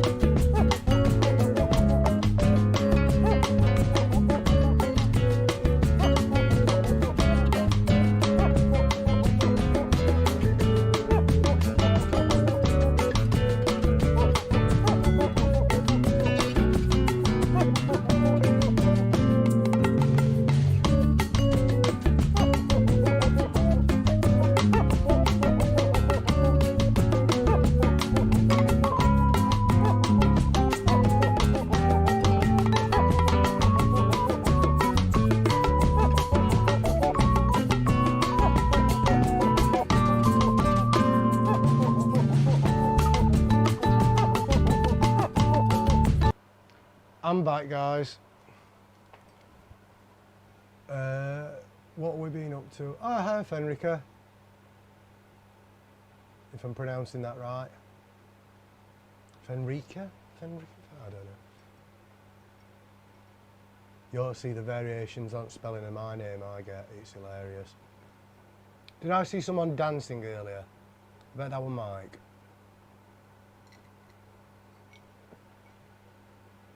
Did we like the music then? Oh, sciatica, Tommy. 4 years of that. Both legs on fire from my bum to my knee. Could put a cigarette out on them if I wanted, but physically felt like they were burning. Horrible thing. And it took a lot of effort and a very good private physiotherapist and me losing 9.5 stone to get that sciatica to stop. Still raises its head now and again, but not in the same way. Excuse me whilst I'm just having a toot, guys. All right.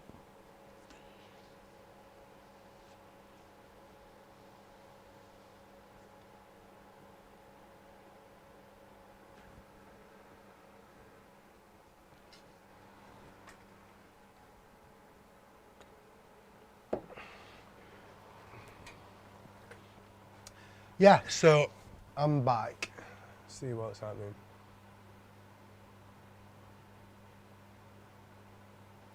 Steve P. Which Steve P? Because I'm now thinking of my mate Steve P. But he wouldn't be watching this, would he? Does he YouTube? I don't know. Excuse me, like this close to the camera staring at stuff, but I've got like a little 12-inch monitor. It's, yeah.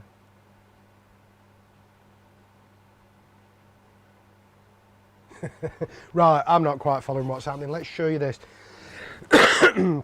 So from this angle, where are we?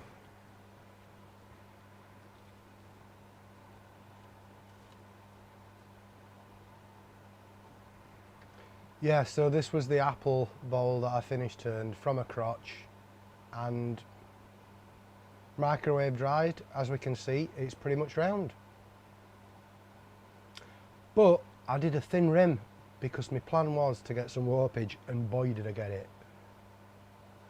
Look at that. It just doesn't show on camera. It really doesn't show. It's like almost shows there. Let's try that camera.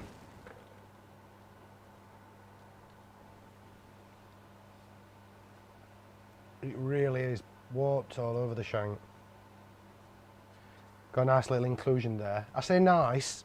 Only thing to have ever hit me in the head was the other half of that inclusion that just suddenly let go. Been that way, wasn't it? It was much bigger blanket that time, but yeah, that just pronged off and bounced off my air shield.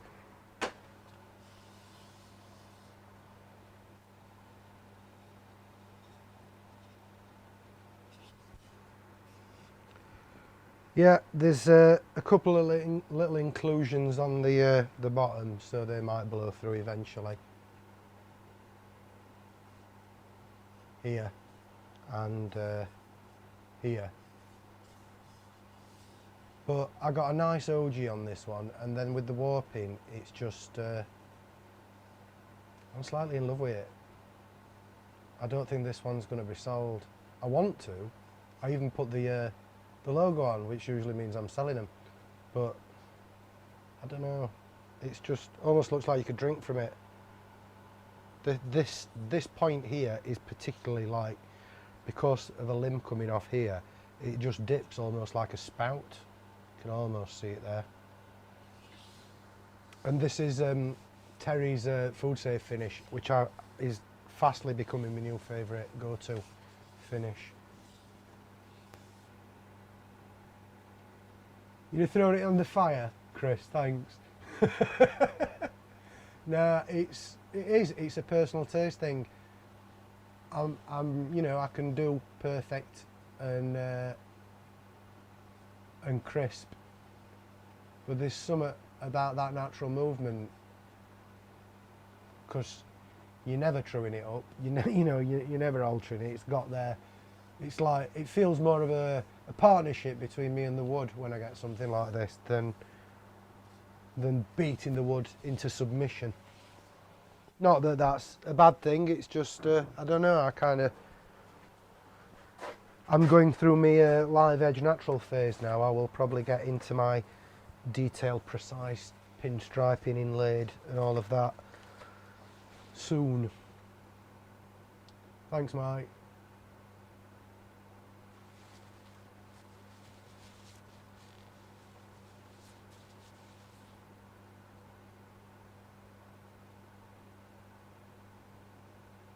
OCD, yeah, got you, Chris. I can understand that. So what do we reckon then, guys? Am I chucking something on the lathe, or you don't want to watch me glue balls up? Right. Wet turning, or have I got any dry blanks that I could... I want to have all my concentration if I'm doing something dry, really. Can't wait till I get kind of more competent at thinking, talking and turning, because then I'll bring you on even more journeys. Yeah, Tommy, a bit of laziness here too. Did this one have a crack in it? No. Let's see what's under all this mong then, shall we? Are we allowed to say that? Oh no, no, Chris, none taken, mate, none taken. It is all purely taste. It's, we all like different things. World would be boring if we didn't.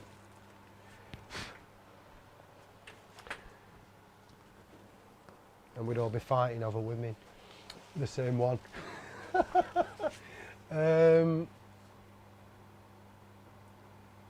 Which bit I had earlier? This one, or that weirdly shaped one, or the one that looks really punky, like it might fall apart. Oh, this one's alright. That's a bit closer. We might see me get this somewhere. In fact, let me just check the moisture on this. If I've got one of them that's kind of closer to 18 than it is to 30, I might turn one to finish. Although you'll not be staying with me for that, because my sanding process is 31%. Not that one then. Crikey. I can't believe this is over limit. This hasn't lost any moisture in that bin. So in a metal, yeah, no airflow. Of course it hasn't. I think, yeah, I don't know what I think. Bird's mouth bowl. Is that not like what I've done with the live edge? I got confused with Mike's bird's eye bowl last night. It looked more like a holophone.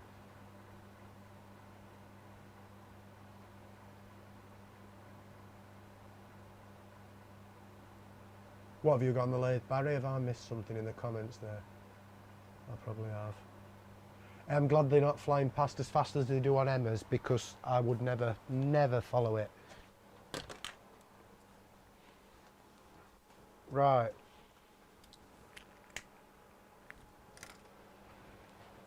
Let me think.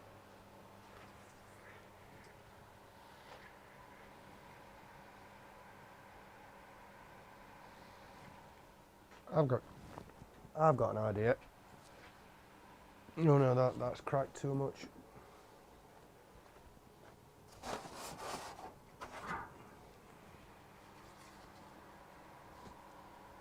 Ugh. Yeah, these last couple of bits of apple have gone past it, unfortunately. Well, I might get one out of that, I might get something out of that. I'm going to try something different, guys. I need to practice this. And it's not going to be a very good one, because this is a tiny piece of wood.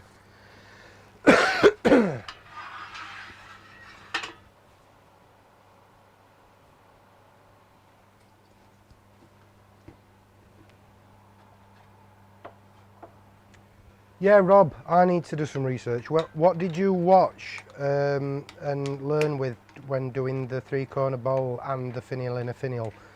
Because I get the principle, but it'd be nice to go and check what to look out for on mistakes. For. Oh, Tommy, thanks. You want me to do the punky one? I don't want to do the punky one. I'll do the punky one then, seeing as someone's asked.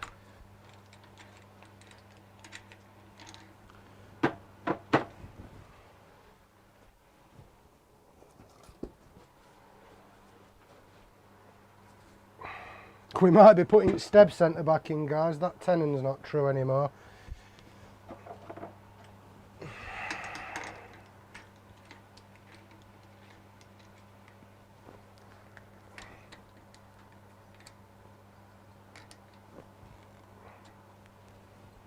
Really, I want to soak this in super glue or something, but you get what you ask for.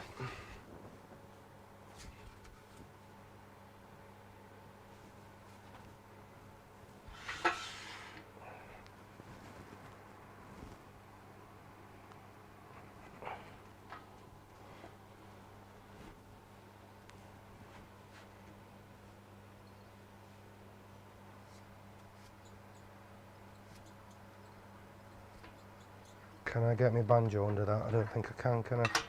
No.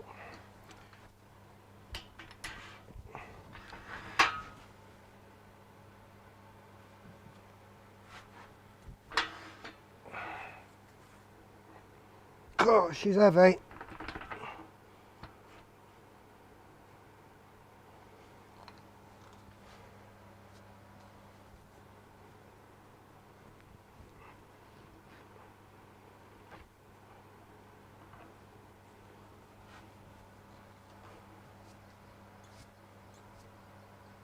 God, this don't want to ride true.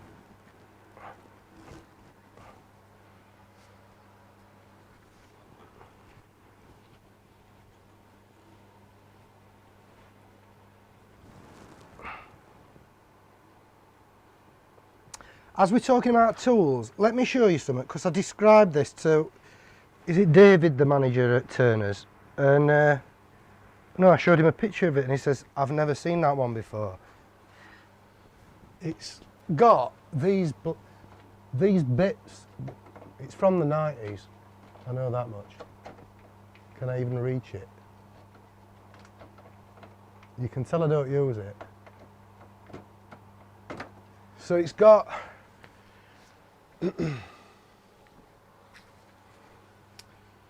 no, wrong camera die. It's got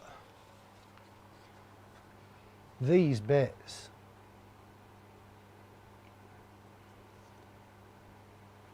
So it's got like a beading bit, the handled teardrop shaped one, and a square for some reason, but look at the size of them. But then this is the confusing bit.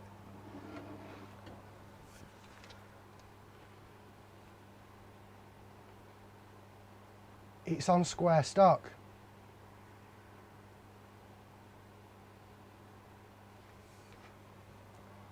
So we don't really know what that one is.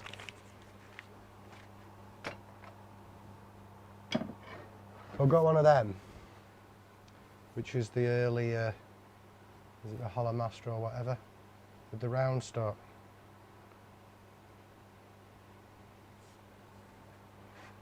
Not got any crank neck stuff, gooseneck stuff, that's what I think I need to get next. I've also got the texturing tool that I've not had a play with yet. Ooh, what's going on?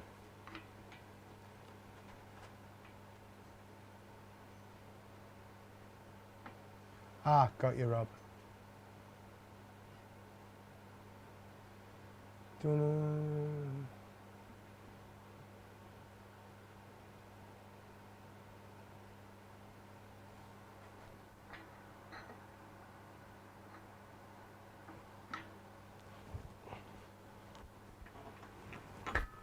Ow!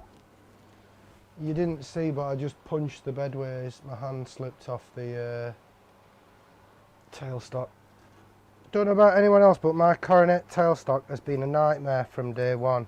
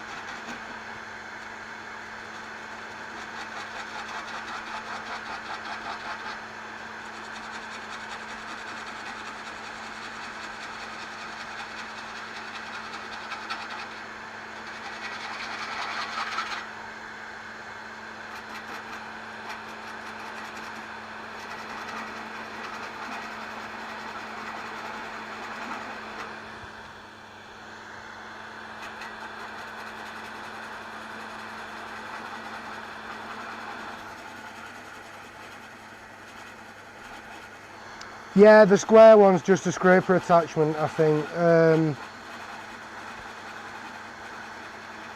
But that square stock, it looks like the square scraper, but with the screw head on the end. It may even be of like a prototype that was never released. You never know, or something that they've not made for a while. Like I said, it was old stock that had not been cleared out from Pete, so he looked after it. And then when he heard what we were doing, he said, just have a look in that box, take what you need.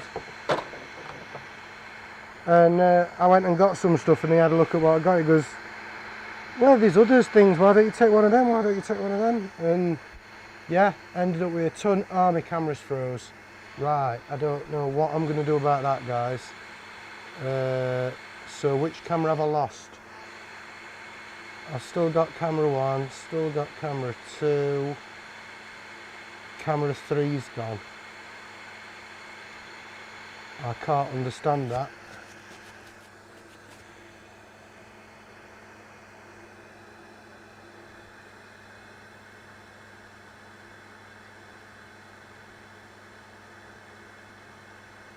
Yeah, I'm just gonna get it ever so slightly rounder, Keith, before I whack the speed up, because my lathe's not bolted down and I've not got anything in the legs of the Coronet.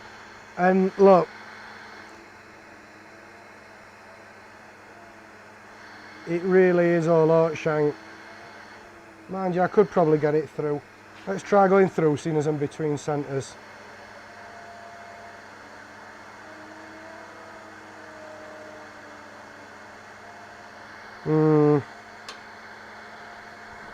I don't like it, but I'll try it.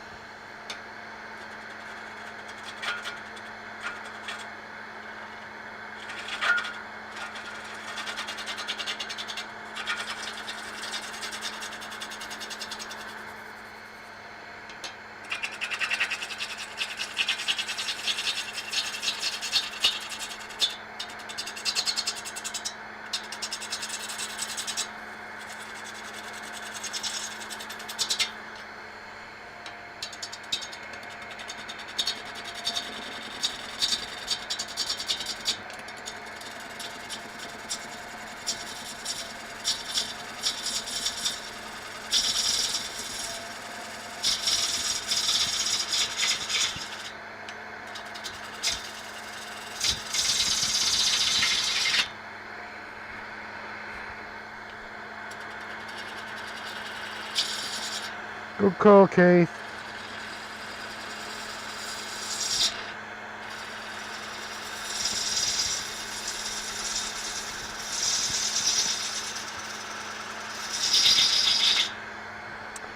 Yeah, I think I need some better advertising and whatnot to get a few more people aware of the channel. You guys, when I'm a bit more organised, since I've had to take over all the social media stuff, and I've actually got some links up like more than 5 minutes before the live or the video, I'd really appreciate shares, etc. You know, people sharing stuff out, just because there's only so much hammering of groups and things one person can do before it starts looking ridiculous. But if other people are sharing, plus it'll reach a wider audience, it'd be gratefully appreciated. Just want to get, by the time we come out of lockdown, I'd like to have me more organised at keeping up a regular schedule and a little more of an audience. Not a lot, just enough that,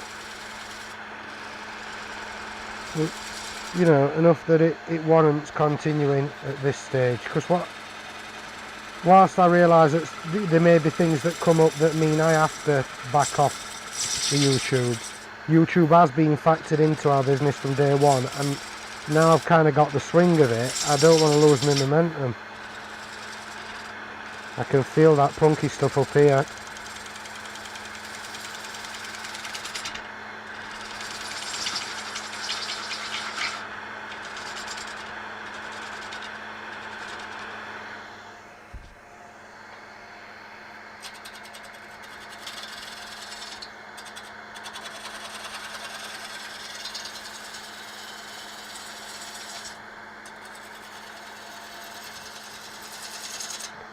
This is on a high torque setting, this, so how I'm managing to make it bog down, I've no idea. Right.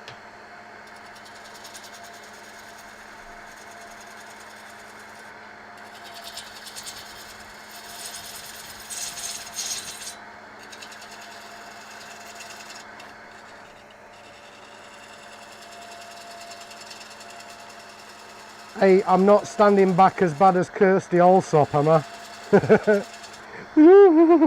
Apparently she was just waving a tool round on at a lathe. But yeah, I do like to stand back sometimes and practice really controlling the tip of the tool.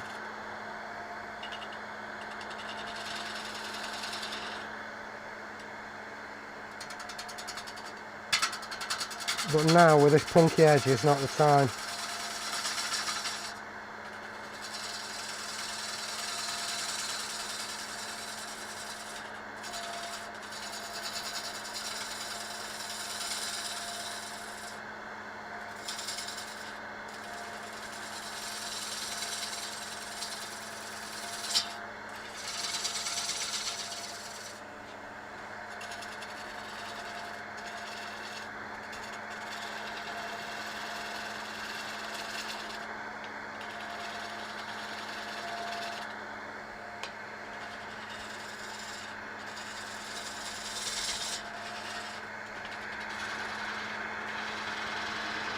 Did Mike ever explain his use of the spindle roughing gouge last night? I'm assuming that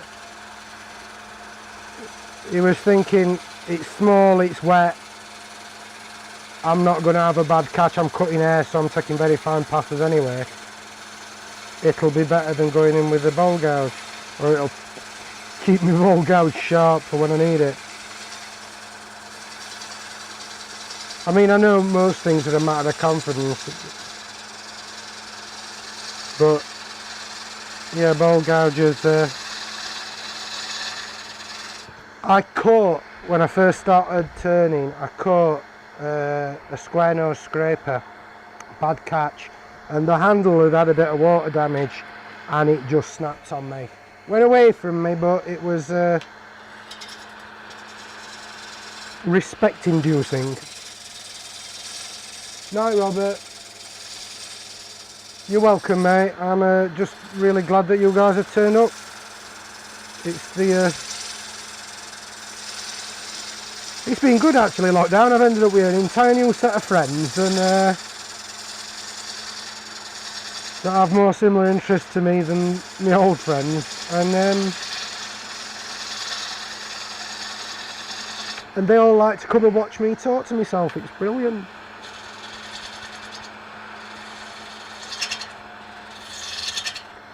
To be fair, that is like my old friends, they like to watch me talk to myself. But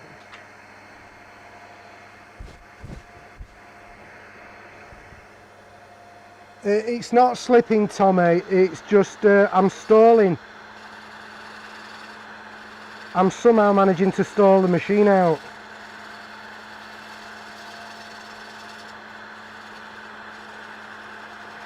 I've only ever done it on really big stuff before.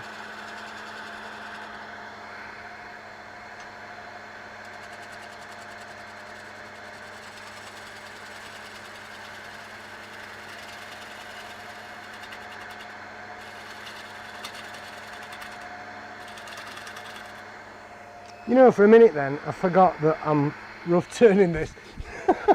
Keep reminding me, lads. Fancied using it, that's it, there you go. I've got, which one have I got?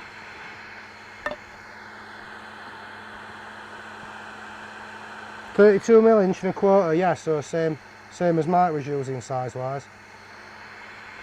I'm not going to use it on this, I'll tell you that. Right, hopefully I've not done that tenon too small.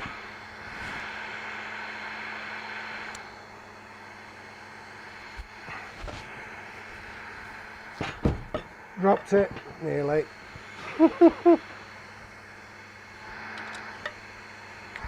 How many in, Rob?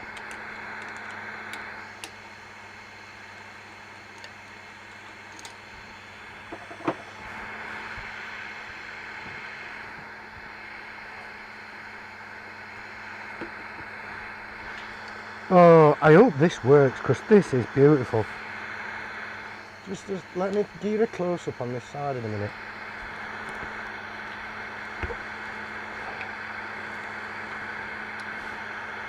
Why is it the punky ones always got the best spalting? 16, thanks Keith. I'll keep on a bit then if there's still a few people watching and chatting, but I will have to... Have I had food yet today? No, I haven't had any tea yet. I will have to do that at some point.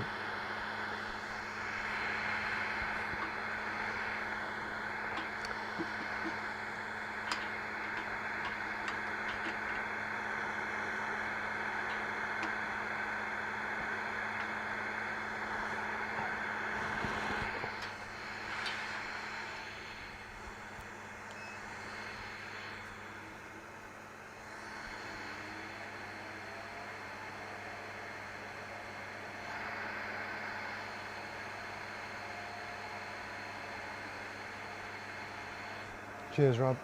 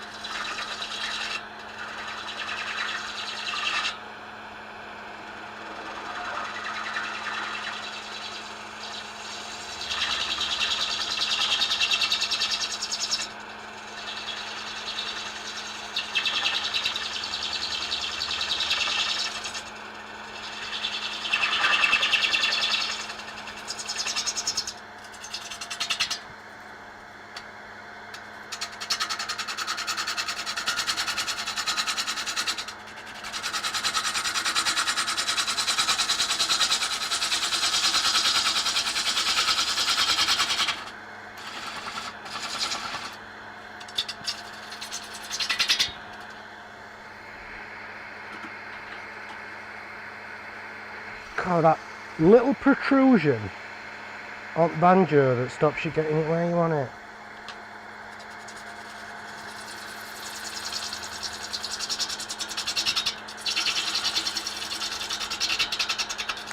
I've been toying with, tell me what you think.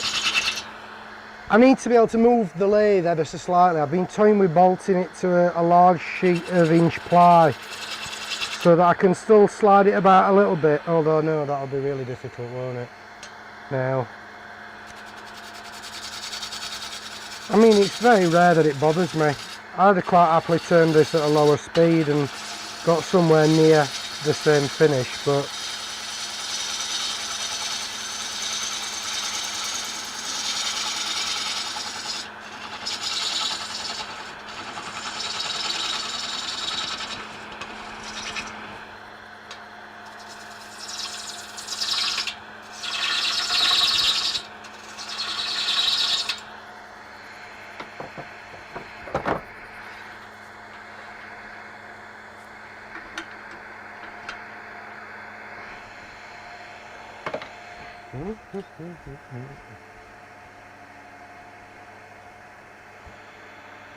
good idea, Rob. Oh crap, everything's gone. No, that's the battery on this camera. I'm not having much luck tonight, am I, guys? We're down to like one camera handle. I can go and change these batteries though, if that is in fact what it was. Or was it? Let me just check the batteries.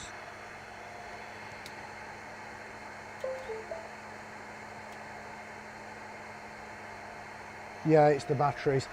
I'm just going to go and grab some more batteries, guys. Do you want to do a samba again? Or shall I just leave that spinning? You're getting the samba anyway. It's easier for me. Sorry, guys. Here you go.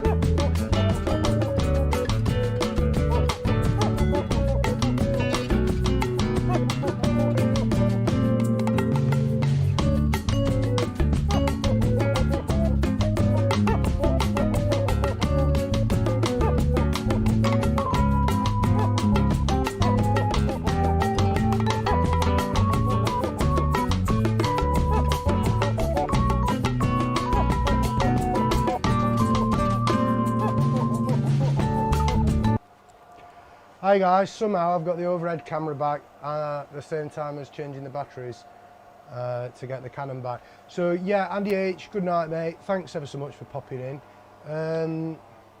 Just stop the heavy spinning object in front of my face. Yeah, the close-up camera is a Canon EOS 550D. Look into Canon EOS webcam utility and it'll give you a list of the cameras that work with it. Mine isn't strictly listed, but I sucked it to see and it works. So yeah, a lot of the EOS range, some of the more modern mirrorless will do it anyway. Unfortunately Nikon don't seem to have a workaround for it. Who asked me something a minute ago other than the make a camera? Oh, it's just, yeah, it was just talking about keeping it wet to let it smalt. There will be some fungal growth in whatever wood when it is cut green. And if you just create an environment that fungus likes, which is warm and wet, it will propagate throughout. Is propagate the right word for the mycelium growth? And anyway, it'll grow. This, I'll have to show you when I turn it round, but it's just, this one side of it is just, I need to save this. And I don't know whether this, I'm going to lose the best spalting if I lose that chunk, so I don't know what I'm going to do. Do I try finish turning it? Because I've got a bit more control then. And then glue it. I might have to finish turn this one, which means I'll take a bit more time on it. But yeah, you can get things to spalt. Some of the nicest, you're welcome Brian, some of the nicest spalting I've ever had was in those bowls I gave to the new owner the other day. If anyone saw on our Instagram, photo of a guy sat with a bowl and a goblet, it was sycamore, and the first I turned came out absolutely beautiful white. And then in the microwave, trying to dry this goblet out, I burnt it through. But what I've just found here actually is, excuse me having to focus as I do it, but this is a little like friction drive that I made out of the same stuff. 1 week on the garage floor and it picked up this spalting. I'm coming closer. How close can I focus? There we go. Look at that. It's just the most delicate little flecks of green and brown. And that was a week stood on end on the garage floor. So maybe I've got some interesting fungi on the garage floor. Or maybe it was the ones that were already in the tree. Well, the stuff that was left a bit longer came out much darker. Caught it just at the right time.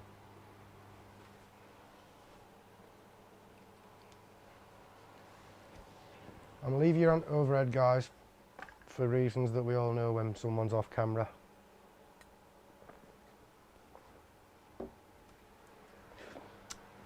Don't want to encourage the kids. I've just realised that my little electric heater's full of chips. That's not good either, is it? What does everyone else do for heating in the workshop? I'd love a wood burner, but I just can't see how I can do it safely.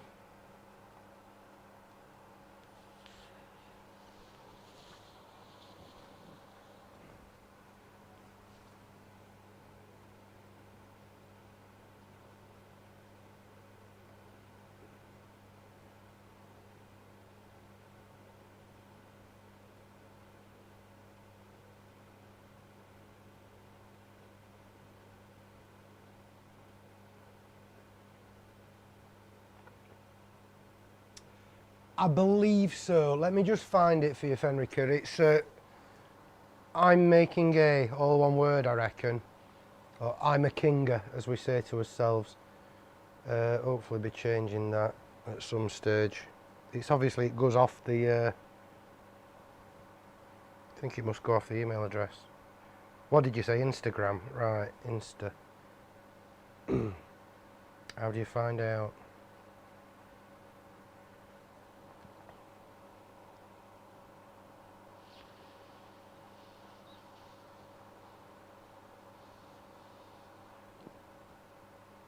Wow, there's a guy I noticed Turn of Retreat just like in Sheffield called Self Tapped. I don't know him, but he turns some really lovely stuff. He's got a piece of oak here that's just got some really gorgeous grain in it. Yeah, I think it's the same handle. I just don't know, I need to find one of our posts, don't I? That's the way I need to do it.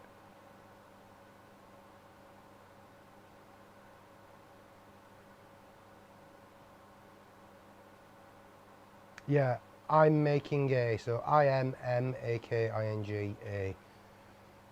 Nice and awkward.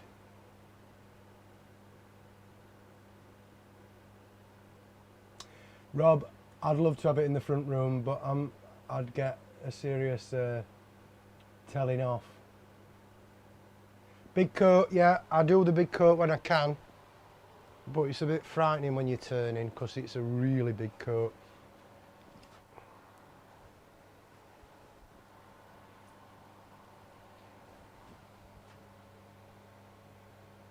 Tech difficulty screen. Oh, is it? I'll put that up then, Fenrica. 1 second. In fact, it'll be on all of them. Hold on.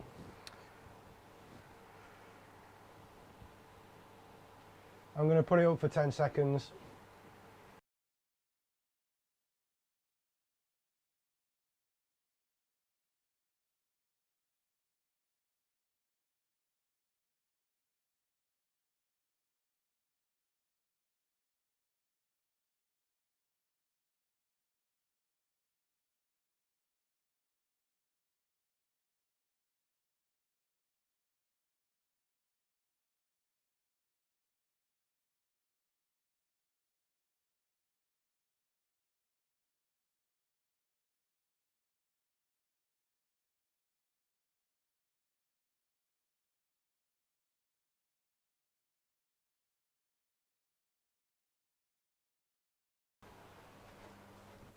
Did you get it?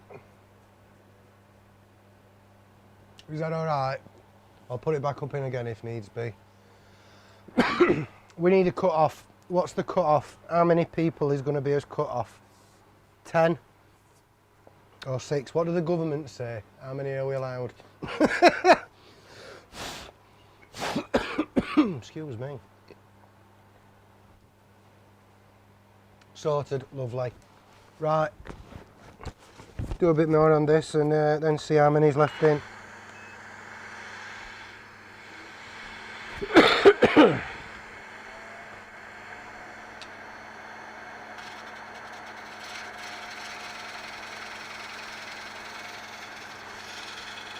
I think I actually need to get this lathe a little bit higher. I get a bad bite when I'm concentrating, particularly when I'm finishing.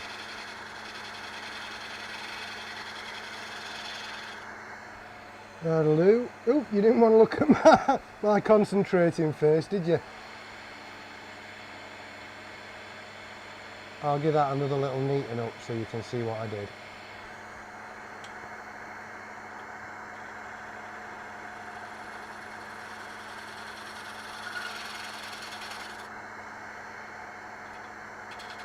I'm going to take that down a little bit.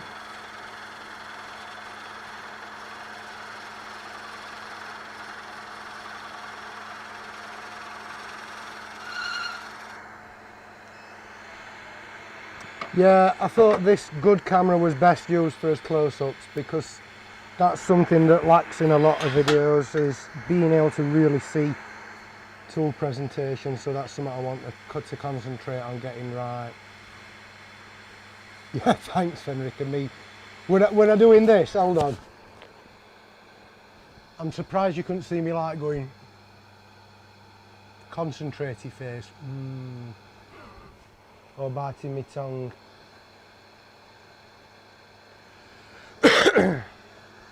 Right, spin around, see if we're true.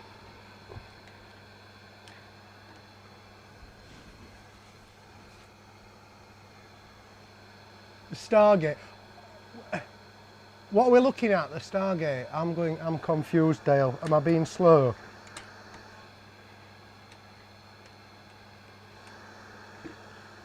Or do I sound like a teal'c? I used to love Stargate. It's been a while since I've watched it, a real long while.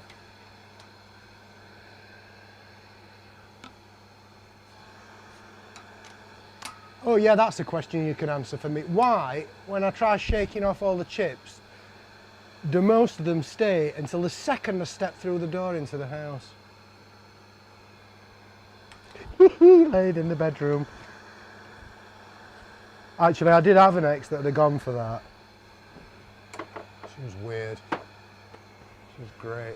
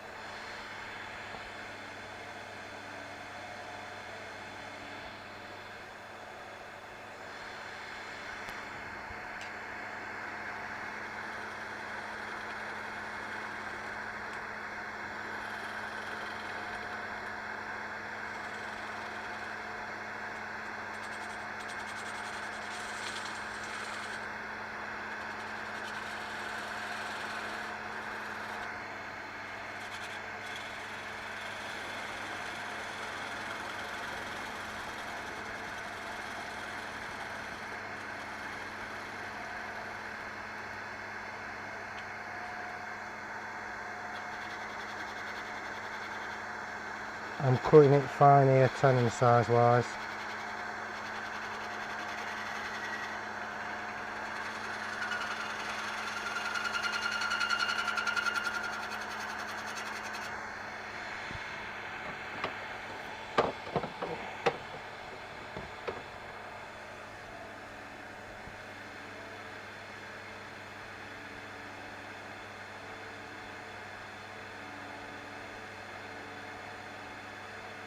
What are we screenshotting?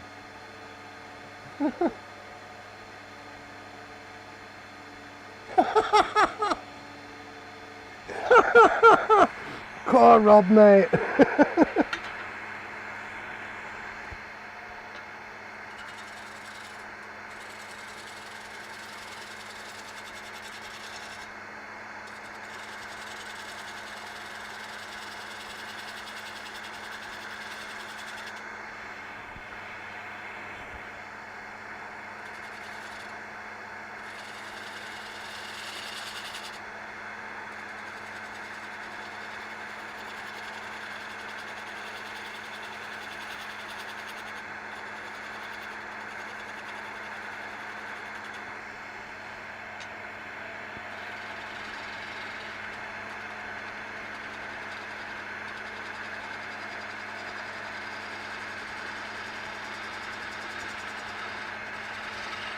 Is it the camera handle that looks like Stargate, Dale, or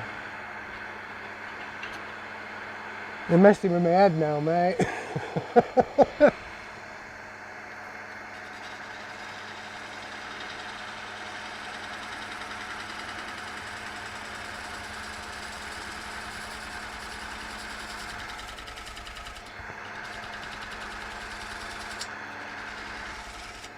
I'm sorry, I'm showing you the wrong image again.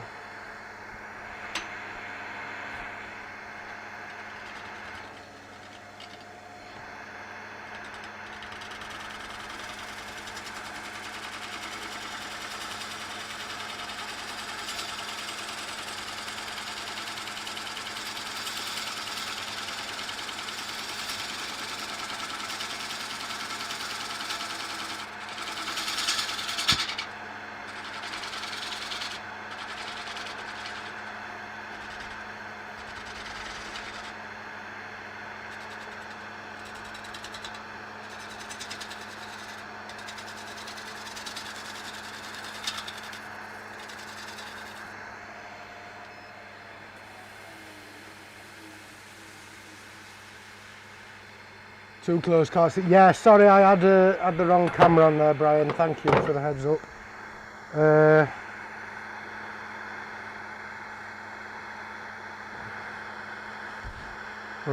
that's not going to sand out.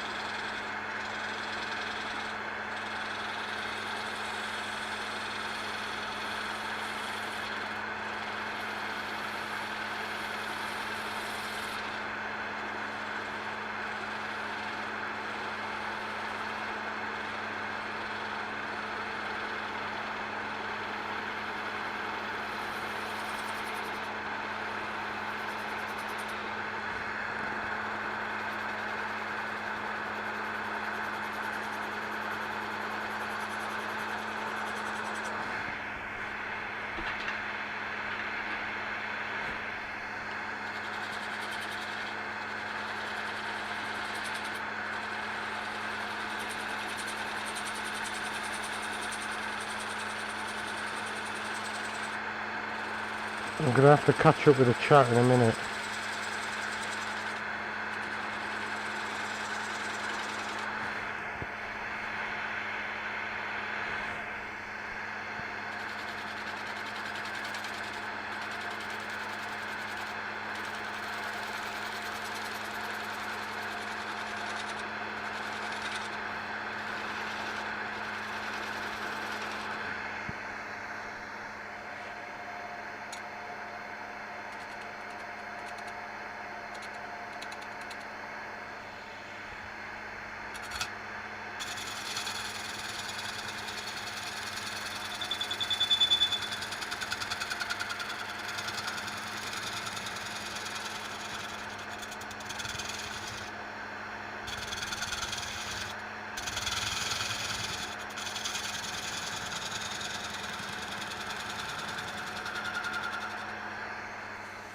Let's have a look at that. Well, there's an alarm going off on my phone which is telling me to take some other tablets, so I just snoozed it, but I might have to go into that. Right, let's catch up on the chat.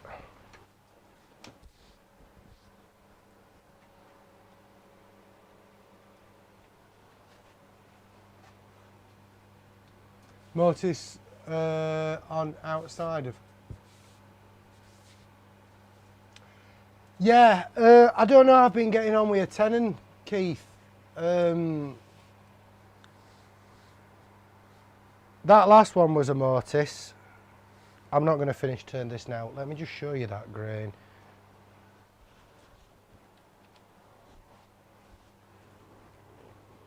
Excuse me a second.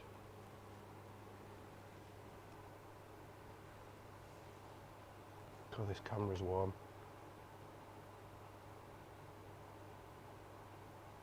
I can't focus. There you go.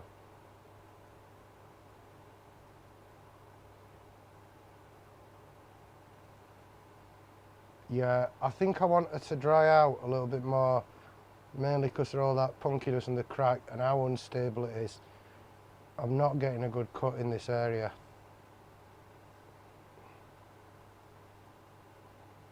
I might get it, but I think I'd want to do it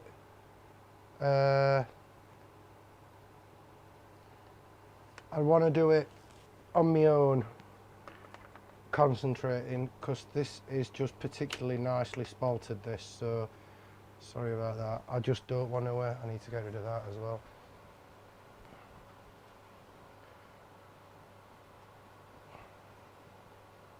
I don't want to mess this one up.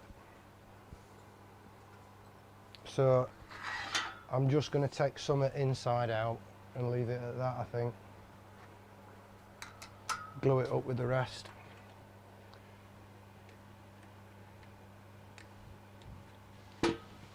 Sorry, let me get my mouse because I've obviously missed something.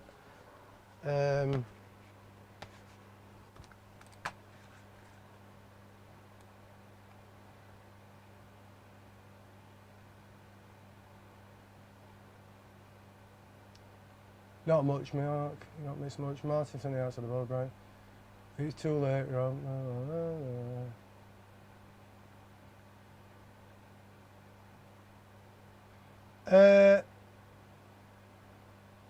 Yeah, I've got, I forget to move my tool rest for one.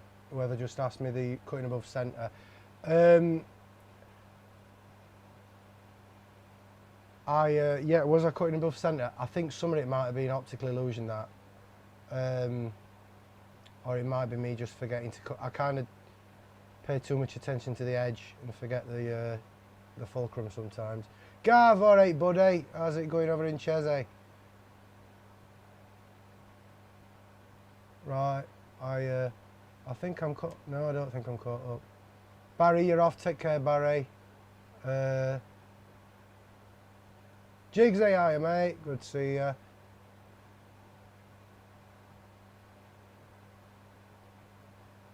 That's the one you'll do first, Tommy. Hold on.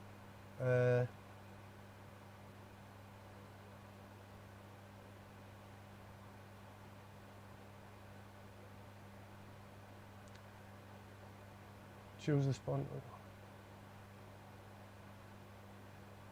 I don't know what's happening in the chat, guys. It's hard to follow along. I think Emma deserves an award, and Martin, when they managed to do it.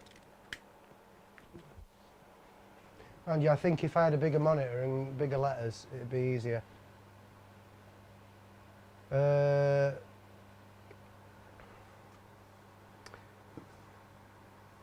I'm really scared with this one. I just don't know what.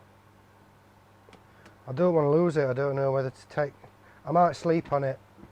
I might sleep on that one. Nice trued up. And put something else on. Although, how many's in there? Can I have a count, guys? Because I've no idea. This is horrible and spalty and punky, sorry. And that's got a mortise on. What do you reckon?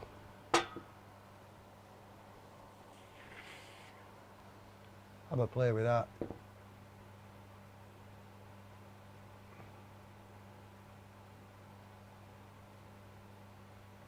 Ah, yeah, the punky one. That was the punky one. That was the really punky one, Tommy.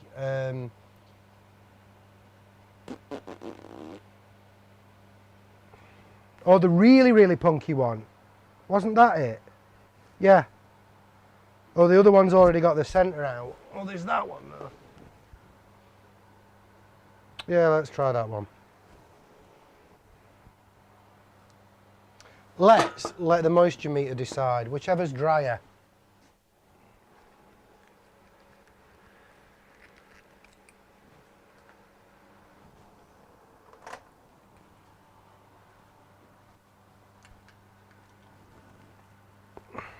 Over limit, that one's winning stuff.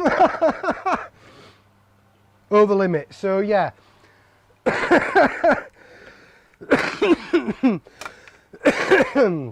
Just my luck. I need to remember to mute my mic when I cough.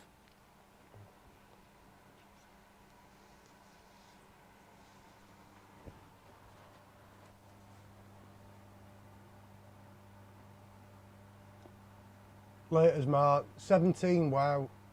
16 again now. Oh, 15. Dark is on in 15 minutes. Oh, brilliant. Thanks for that, Tommy.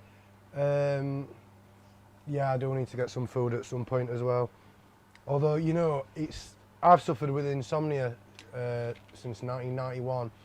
And one thing I've found in the last few years, if I eat late, I know technically you don't get quite the right type of sleep, but I don't anyway. I've never slept for more than 4 hours since I was born. Except a short period when I was a teenager when I slept for about 4 months. But I like to eat right before I go to sleep. But if I go to bed before midnight, I'm waking up at 3 and 4 in the morning. I don't want to. Mind you, there'll be more daylight. Right. Go on then, guys. I'll let all 15 of you decide which one. Number 1, number 2. They're both pretty spalted and dirty. I'm just going to try. This has got a bit of live edge on it here, actually. And the beginnings of an OG.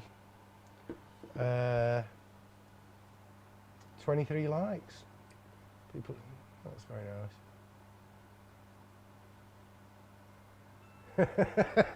Cats to bed, Mike.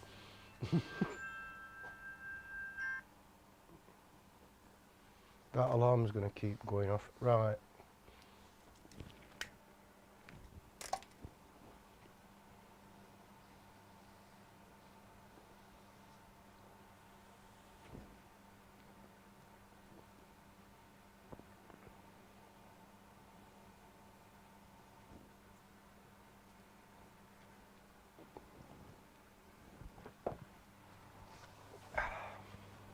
Number one. Right. Winner, winner, chicken dinner. What will I do when I've run out of all this wet wood? Well, I'll tell you what I'll do. I'll take you round to my storeroom one day and show you the blanks we were gifted. They're just, well, one pile's chest high, so 4 foot, and then there's a 6 by 3 table piled the length, 5 and 6 blanks high, and 2 shelves in here as well, including a nice chunk of, in fact, what am I going to do with these? You can help me decide. We've got a, what's that? Let's tape measure.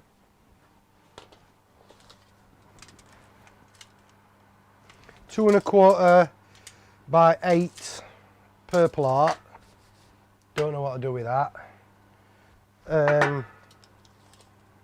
6 by 3 Rapala lacewood. Don't know what to do with that. Wing bowl maybe because it is quite square. And then a 6 and a quarter round of leadwood. Don't know what to do with them. See you, Brian. Don't know what to do with them.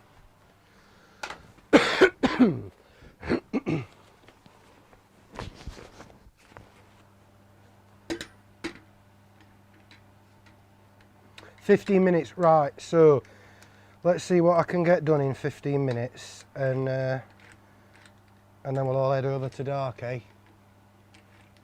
And then I'm not on camera so I can chill out. Whoa, this is punky. This is where I ripped the tenon off just with the chuck.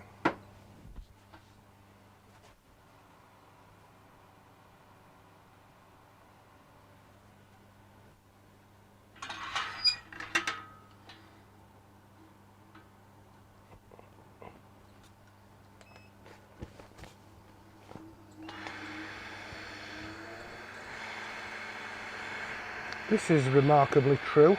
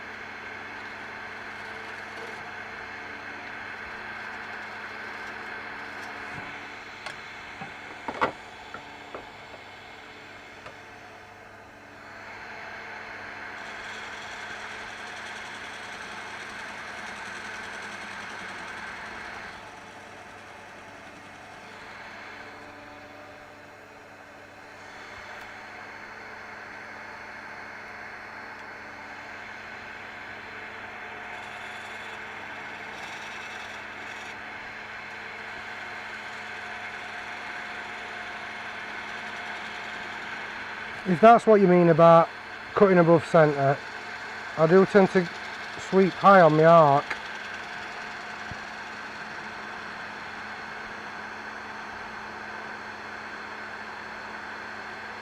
Or did you mean when I was on the outside? You probably did, didn't you?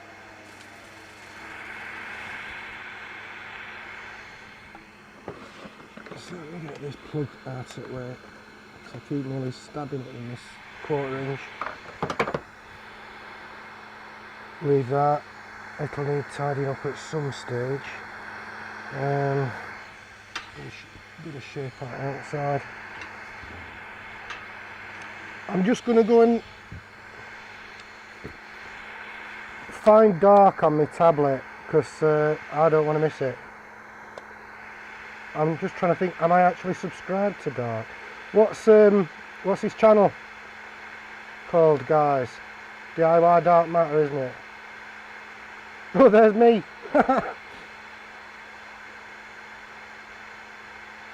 Am I not subbed?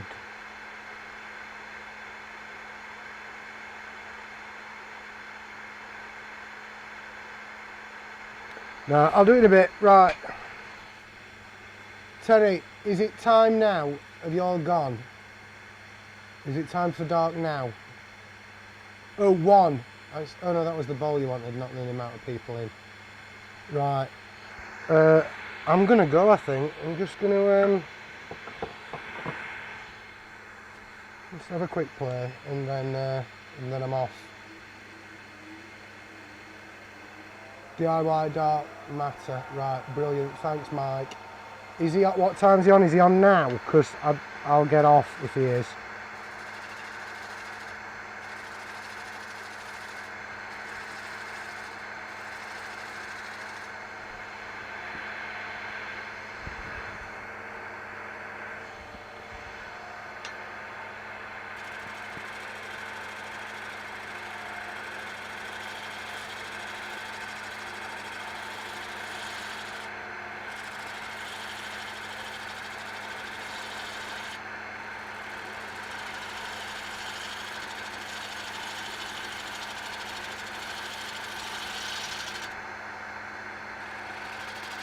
Thanks whoever it was who reminded me to move my tool rest down and actually cut on centre.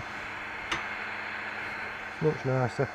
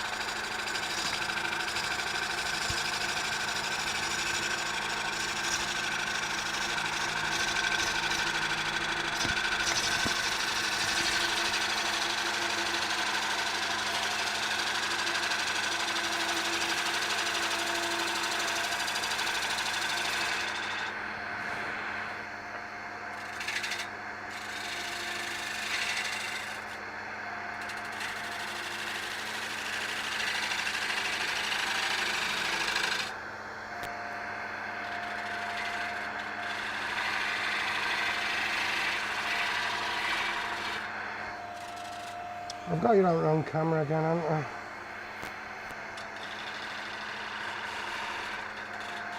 That's got to be in 15 minutes now. 5 minutes. Right, that's it.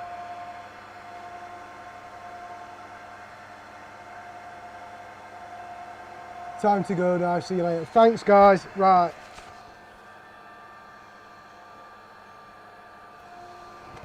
Thanks ever so much for coming. I'll end it there.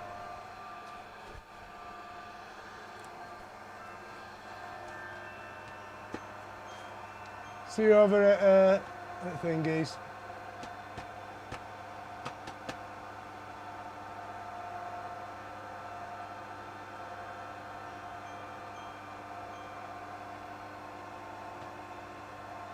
Right, brilliant. See you in a bit.